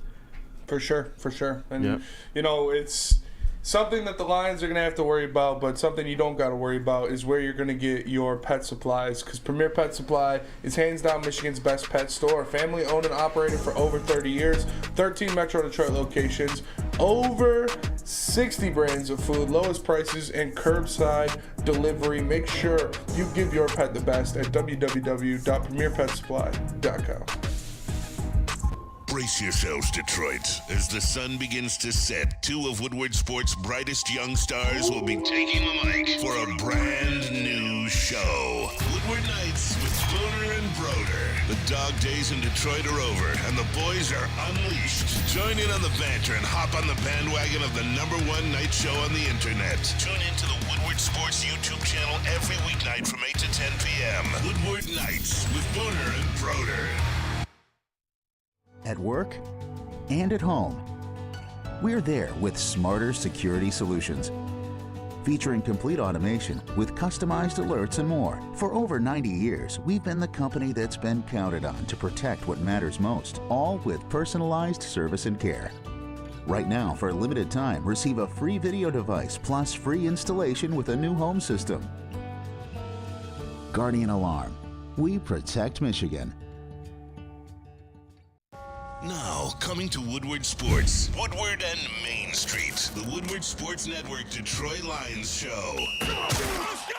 Catch Gabrielle D. Phillips, Matt Broder, and Terry Foster for all the latest news on your Detroit Lions every week. Only on the Woodward Sports Network YouTube channel and woodwardsports.com.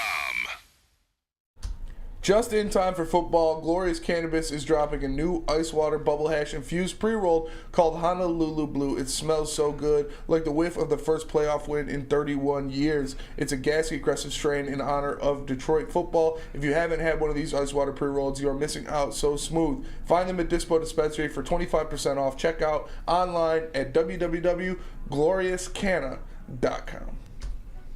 What up, though, people? Welcome back to Big D Energy. It's your boy Brandon Dan K, Detroit Kool-Aid. We got the legend down there, Lindsey Hunter. We got new guy Kenny in the sound booth, and we got Spinmo Racks, the Jared Goff hater, in the TD booth. Truther. Hey, thank you guys for being here, though. You know, we're filling in for Neal, the Elite, Mr. President, and Darren D. Mac McCarty, man. If you guys could, definitely hit that like button to support the crew, support the cast, support the show and the network, man. Definitely appreciate you all being here, though. But I wanted to be able to kind of rehash what we were talking about a little bit earlier. You know, I got to ask you, Lindsey, a little bit earlier about your expectations for this Lions team as kind of somebody who's a fan of a team that kind of does things the right way. You've experienced winning and such. And from your vantage point, your perspective, you said as our Super Bowl contenders, and Spinny dropped it in the chat as well. And it was 50-50 split, man, amongst the fans. I know you said that the fans don't really believe. They don't really believe, man. It's obvious the fans don't believe. I don't know what else to say. I don't know what else they need to see to believe that this team there are Super Bowl contenders. And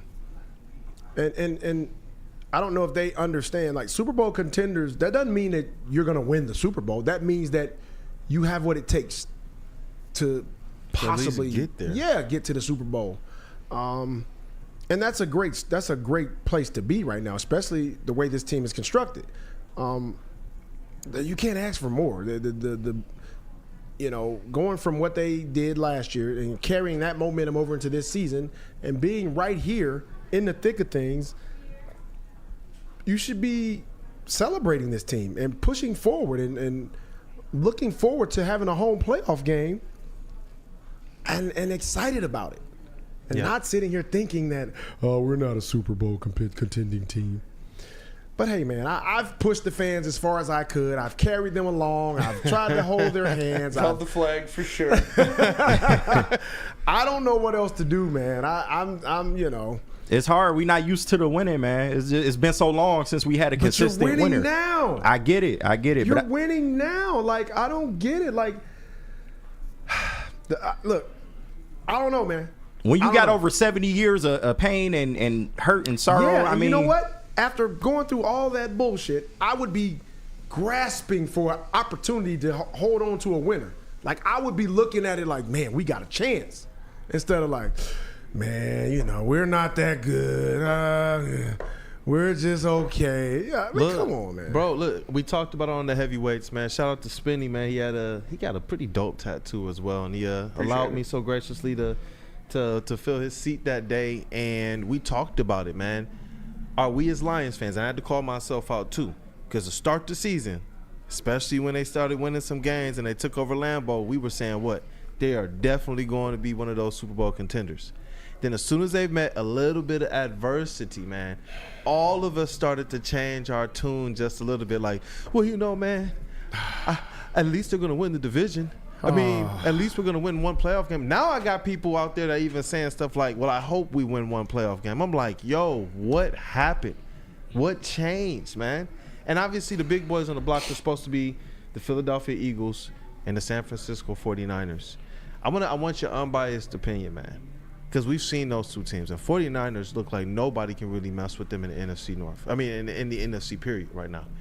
Do you think the Lions on any level, because we know that you said that they're contenders to be able to get there, but can they mess with them though? Not a chance.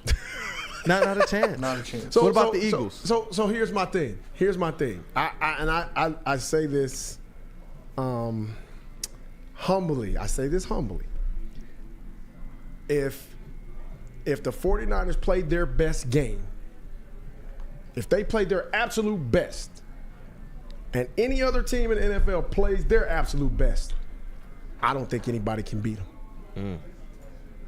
I just don't. If we're fully healthy and everybody else is fully healthy and we play our absolute, I don't think nobody can beat them. He said unbiased, Lindsey. Come on now. I agree with him. The 49ers, they've got a top 5 guy at every level. I ain't hating. No, it's the truth. Now, that doesn't mean they can't be beat, because anybody can be beaten. But I'm just saying, at their best and at any other team in the NFL's best, I think the 49ers beat them. You know what I mean? Yeah, I get you. Now, that doesn't mean they can't be beat. Anybody can be beaten on any given Sunday. Yeah. You know? And Chuck Brewer in the chat said, did Lindsey jump off the 49ers when they lost 3 straight? No, he understands the road.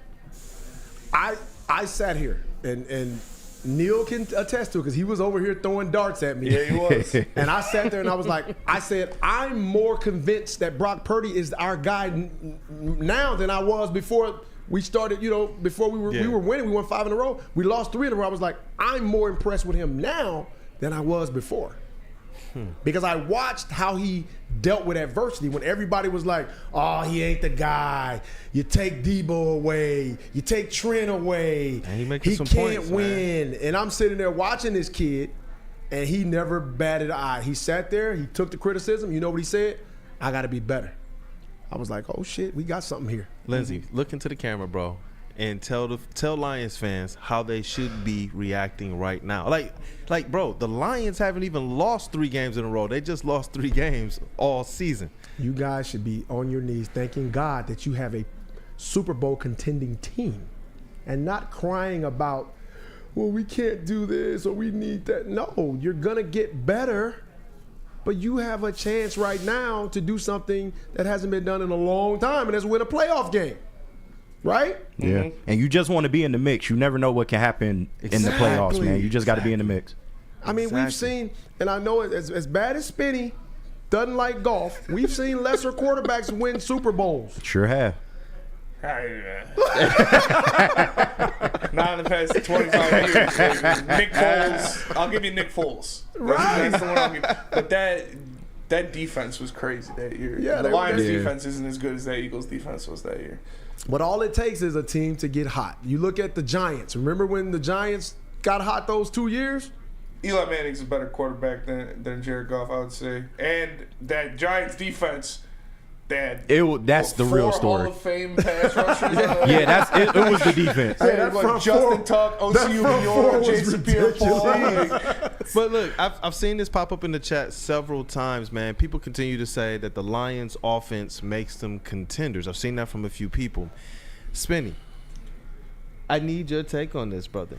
The offense, for sure. I mean, they have a top 5 offense in the NFL. You can't argue that. But the defense is what gives me the cause for pause to call them Super Bowl contenders. If you can't get to the quarterback, which they've proven they can't over the past 4 games, especially now losing Ali McNeil for the rest of the regular season at least, who is your second best pass rusher on the team.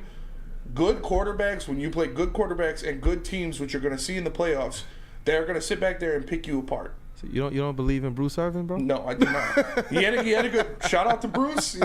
Put the Walker up on the sidelines, got himself a sack. I appreciate that, but I don't think he is the answer. Look, Hoof Hearted asked me, Lindsey, would you pay Purdy $50 million in a heartbeat?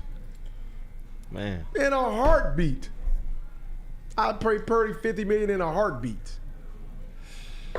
Man, Kenny G. That's the 7th round pick we talking about, but in a heartbeat. I'll pay him in a heartbeat. And that kind of speaks more to what Spinny's talking about, though. They got a quarterback in the draft. They were able to kind of take their time. They were able to win with them. And now they're set up kind of, honestly, it seems like long-term success. Dude, he's the front runner for MVP right now. Man, oh man, Spinny. You're kind of winning me over here. Last pick in the draft. I mean, I guess, everybody trusts Brad Holmes' player development and talent acquisition unless it's a quarterback. Because we'll never find anybody ever better than Goff. He's the greatest thing that's ever happened to the football.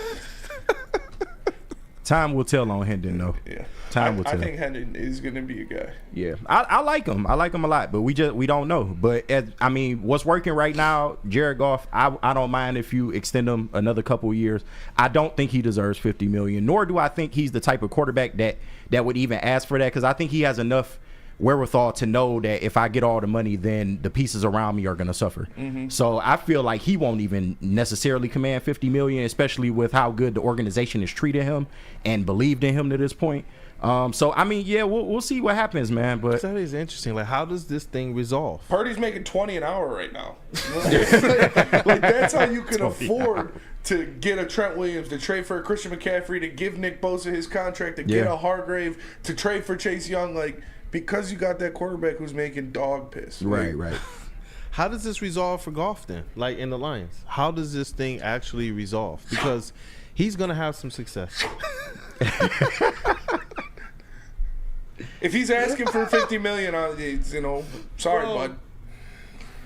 Goodness gracious, man. That's going to be an interesting one, especially if they have any type of success in this playoffs. Like, what would it take for you, Spinny, in these playoffs to be able to win reconsider? a Super Bowl. Wow. Not even make it? No. Not even get to the Ask Lindsey. Jimmy Garoppolo looked pretty damn good. He made the Super Bowl. Yeah, Why didn't he get $50 million a year? Because he pissed it away. You saw those passes he was throwing out there? Jared Goff Jared Goff himself for the Rams. What was it, Spinny? Looked pretty good. The passes? Looked pretty good. He made a Super Bowl. Oh, it's crazy, man. Trent Dilfer won a Super Bowl. And got cut the next year. The next year. Right. The next year. It's a cold world. He won the Super Bowl and they got rid of him. He's just a regular guy, huh? It's a cold That world. was crazy. Just a regular guy. If you could re-sign Goff for around what he's making now, or that if you could get that Danny Dimes deal, the 2 years, $42 million. All right, I would accept that. I'd live with that. I'd be fine with that. I thought Danny got 45. He got 42? Yeah, I think Danny got 45 and Gino got 42. Oh, got it. Okay. And if you could get him around there for that 2-3 year deal for that much. Yeah, I mean, if he wins a playoff he's better game, than Danny Dimes. he's absolutely better Yes, than Danny. Yeah. He is. And Danny got 45? Yeah. That's what I'm saying. That's why my number would be 47 to 48. I'm with Spinny. I don't want to pay him over 52 because that's gonna handicap me for the future. Yeah. So, but if he wins a playoff game, you got to show him some kind of love. You can't franchise tag the man if he goes out there and wins one, dare I say, 2 playoff games. So yeah, you gotta pay him, but 47 to 48 would be my number. Yeah, and that's why I'm glad that you actually are clarifying and honestly, really taking the time to talk about what it is, because it's not hate. You're looking at this thing from a big picture point of view, and the fact that the Lions need to make sure that they can build something that will bring some aspect of continuity long term. You don't want to see this team just kind of have this season and then they pay Goff and then they can't get anything else, because you're right. I feel like if Goff is smart, he looks at everything that this team is able to put around him and he goes and not necessarily gives a deal, because 40 plus is not necessarily going to be a deal, but he goes out there and recognizes exactly what he can do with this team if Brad Holmes is able to cook. Mm-hmm. What situation would you rather be in? Would you rather be in the situation of the San Francisco 49ers, where they can afford a top 5 piece at every single position, or would you rather be in the situation of the Buffalo Bills, without the talent that Josh Allen is, but that contract? Sheesh. That's all I'm saying, man. Because you know what? I do feel like if Goff is not a Detroit Lion, if he doesn't find a way to make this work, what is he after that? Where is he going after that? Just a regular guy? Yeah, he'll go somewhere. Somebody will take him, though. He'll go somewhere, but he should obviously go to Lady Jane's if he wants to get his haircut, because Lady Jane's Haircuts for Men is the best place you can go. Make sure you go there for an award-winning haircut experience and register to win Trip Your Dreams and all expenses paid suite for the NCAA tournament. You and 5 of your best buds. It's going to be the best. Lady Jane's Haircuts for Men, open 7 days a week. Walk in anytime. It's wicked awesome.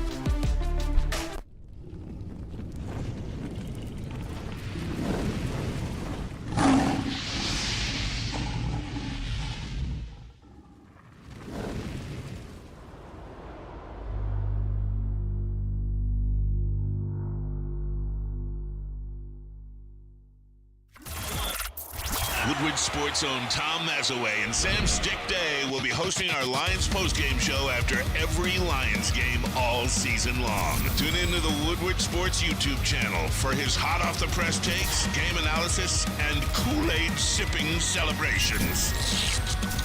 You won't want to miss it. Join Maz, Stick, and special guests each week immediately following every Lions game, exclusively on the WSN YouTube channel. Come to any Lady Jane's Haircuts for Men for an award-winning haircut experience from one of our talented stylists and register for a once-in-a-lifetime opportunity to win an all-expenses-paid suite for the 2024 NCAA tournament for you and 5 of your best buds. That's right, college basketball's most elite event. You and your 5 best friends just get to any Lady Jane's today for an award-winning haircut experience and automatically register to win the trip of your dreams. Lady Jane's Haircuts for Men open 7 days a week. Walk in anytime. Lady Jane's, it's wicked awesome. Winter is here, and if you're dreaming of a new home but feeling the pinch, we've got fantastic news for you. Mark White & Associates, your trusted real estate experts, are here to help. Here's the deal. When you work with a Mark White & Associates realtor, they'll pay you up to $5,000 for your closing costs. That's right, buying a home just got a whole lot easier. Imagine having an extra $5,000 in your pocket this winter. This incredible opportunity won't last forever. Call Mark White & Associates today at 248-290-8242 and let them make your winter home buying dreams come true. Visit the website markwhitesells.com or call them at 248-290-8242 to hear the full terms of this offer and begin your home search today. Yo, welcome back to Big D Energy. It's your boy Brandon Dan, aka Detroit Kool-Aid, and the legend down there, Lindsey Hunter. We got new guy Kenny in the sound booth, and Spinmo Racks in the TD booth. Thank you guys for being here, man. Filling in for the Mr. Elite, the president, Neal Rule, and Darren D-Mac McCarty. Definitely, guys, go ahead and hit that like button to support the stream, support the cast and the crew. And, hey, going to continue to talk about this Lions-Bears game. Just feel like people are just scared, man. They're scared. Goodness gracious. But part of me kind of wants to talk about these Pistons, man. Just a little bit. Yeah, we got to. Just a little bit. We got 2 Pistons guys up here. I mean, come on now. Yeah. Unfortunately. Goodness gracious. Unfortunately. You know, it's interesting because I see you put on here, man, how concerned are we with the Cade Cunningham turnovers, Spenny? And it's like, there's a whole lot of concern right now with this squad. There just is. It's like, look, I look at this from two different angles, man. I see what they're doing out there on the floor right now and how the makeup of this team is right now, and it is not good. But then I look at everything they have to make it better, and it's honestly better than any other time that I can think of in Detroit Pistons history, going back to the Bad Boys. As far as what? With the cap space that they have, the ability to make some moves, no dead money on the books, no long-term contracts. Right. Most of their guaranteed contracts right now, 5 of the 8 guaranteed contracts are actually rookie deals right now. And so they got young assets for the first time, like multiple young assets that hold value for the first time in a while. And I know one thing I wanted to ask you guys, I just wanted to kind of get a feel for this. Troy Weaver, he's responsible for the product on the floor, but he's also responsible for everything else that I just stated as well, to be able to make things better. And he did state, like we said, he wanted to assess things, see how things go this season before he makes this splash. But do you guys believe he should be the person responsible for utilizing this cap space, making these moves, and trying to usher these Pistons into the next phase of hopefully winning basketball? Yeah, that's your position. When you are the guy that's putting things together, unfortunately, you get the, criticism when things don't go the way that people expect them to. Just like when things are going great, you get praised. Like who's getting a lot of the praise for the Lions right now for putting this team together? Yeah, Brad Holmes. Brad Holmes. Everybody in Holmes we trust, right? Yep. Let one thing go wrong and we one that deadline. You're right. Mm-hmm. You're right. What are people going to say? Brad Holmes isn't doing. He should have did this. Let these. When it was a little early on and the picks weren't coming to fruition like we thought they would, when Gibbs wasn't getting the reps and all that stuff, people were like, we should have never drafted a running back that high, right? Yeah. Soon as he started showing promise and looking like a stud, man, Brad Holmes. did it again. He went and got his guys. Yeah. That's the nature of the business. So when you're a GM, you know you got to take those arrows, man. And when times are bad, you got to stand there, chin up, chest out, and take it. But this is what I wanted to ask of you, man. And I didn't see you deal with too much losing in your NBA career. Oh, I dealt with some losing, buddy. But I was on that. You probably was young. How old are you? 37. Yeah, you were a baby when we were getting manhandled in those fruity ass teal ass jerseys. And I remember the Bloody Sock game and all that with Grant Hill and all that and stuff. And the damn burgundy throw up jerseys. I know Ben Wallace said he hates those jerseys. Oh, I hate both of them. He said he hates those jerseys. But look, I wanted to ask you this because Bojan has some interesting things to say. And look, Isaiah Stewart stepped to the podium. I was in the press conference. And it was made known by Monty Williams that Bojan was in the locker room talking to the players. So when Stu got up there, they asked him, hey, what were you guys what was Bojan saying? And he was like, he told us that we practice harder than we play and we go harder against each other. And I'm like, man, how much is this losing streak affecting what this young team is doing on the court? Because the reality is this, man. They got some injuries to some of their vets. They're just now getting Bojan back. Alec Burks, his three-point shot has just fallen off a cliff. Those are looking like ducks right now. Is that how it goes, Spinny? Yeah. Like that. Yeah. But they got 8 players in the regular rotation on rookie contract deals, man. How much of that is a factor? Because those statements to me were just like, ooh. Like, you don't even want to put that out there right now, that the notion is that you guys practice harder than you actually play. Well, honestly, you're supposed to go hard. The whole idea of practicing hard is you practice so hard that the games are easy and fun.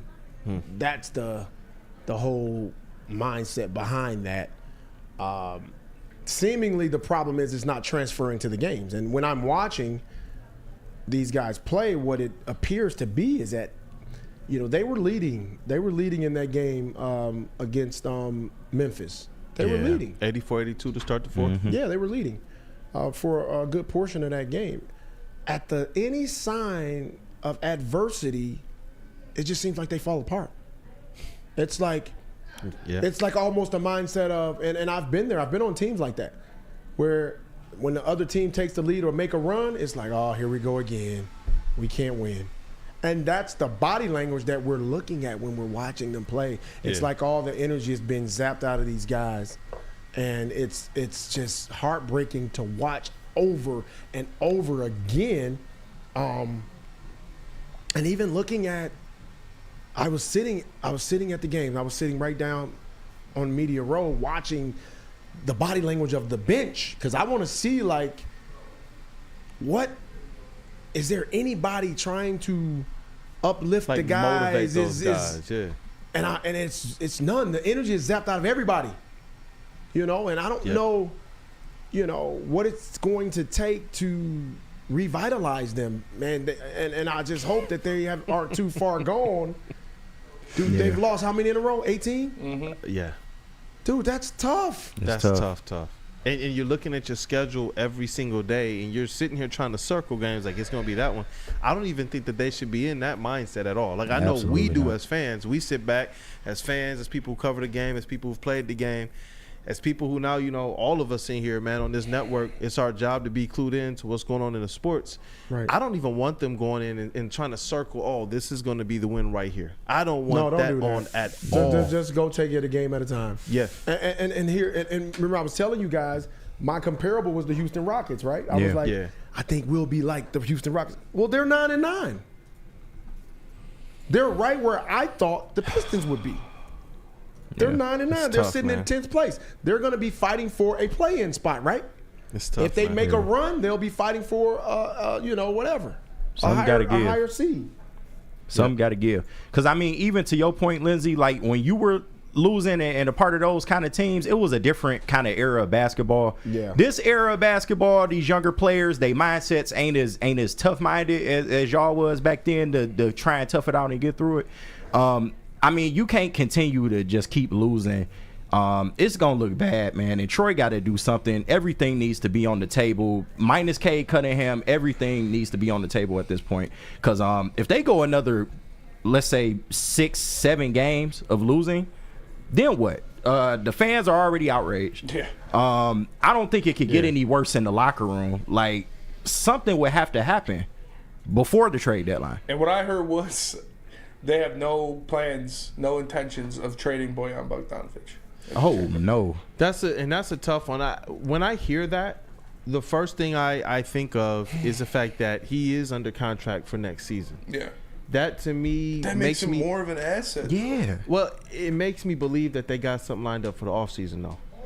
They have only so much flexibility right now, and there are some deals that they can do right now.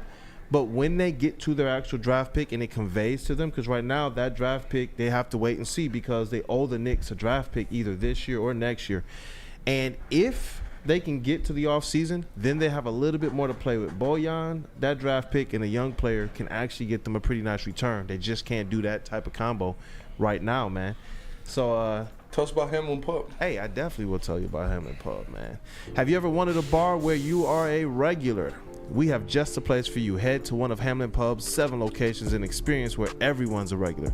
Whether you're enjoying half-off pizza on a Thursday or game day specials available during all Michigan sports or NFL games, Hamlin Pub is the place. Visit the location today and experience your new favorite pub for all things sports. Those wings are fire. Where's the most convenient place to get that big fitness energy? It's Planet Fitness. Join today for just $1 down, $10 a month. With over 2,400 locations and equipment for every workout, you can get in, get energized, and get going. And with free fitness training and most clubs open 24 hours, everyone belongs in the judgment-free zone. So join today for $1 down, $10 a month, no commitment, cancel anytime. Deal ends Wednesday, September 13th. Join now at any Metro Detroit location. Hurry, offer ends soon. Brace yourselves, Detroit. As the sun begins to set, 2 of Woodward Sports' brightest young stars will be taking the mic for a brand new show. Woodward Nights with Spooner and Broder. The dog days in Detroit are over, and the boys are unleashed. Join in on the banter and hop on the bandwagon of the #1 night show on the internet. Tune in to the Woodward Sports YouTube channel every weeknight from 8 to 10 p.m. Woodward Nights with Spooner and Broder.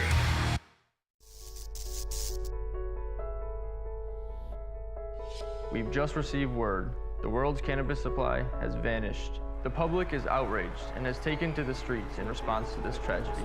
The individual responsible acted alone, and we can only hope they will make things right soon.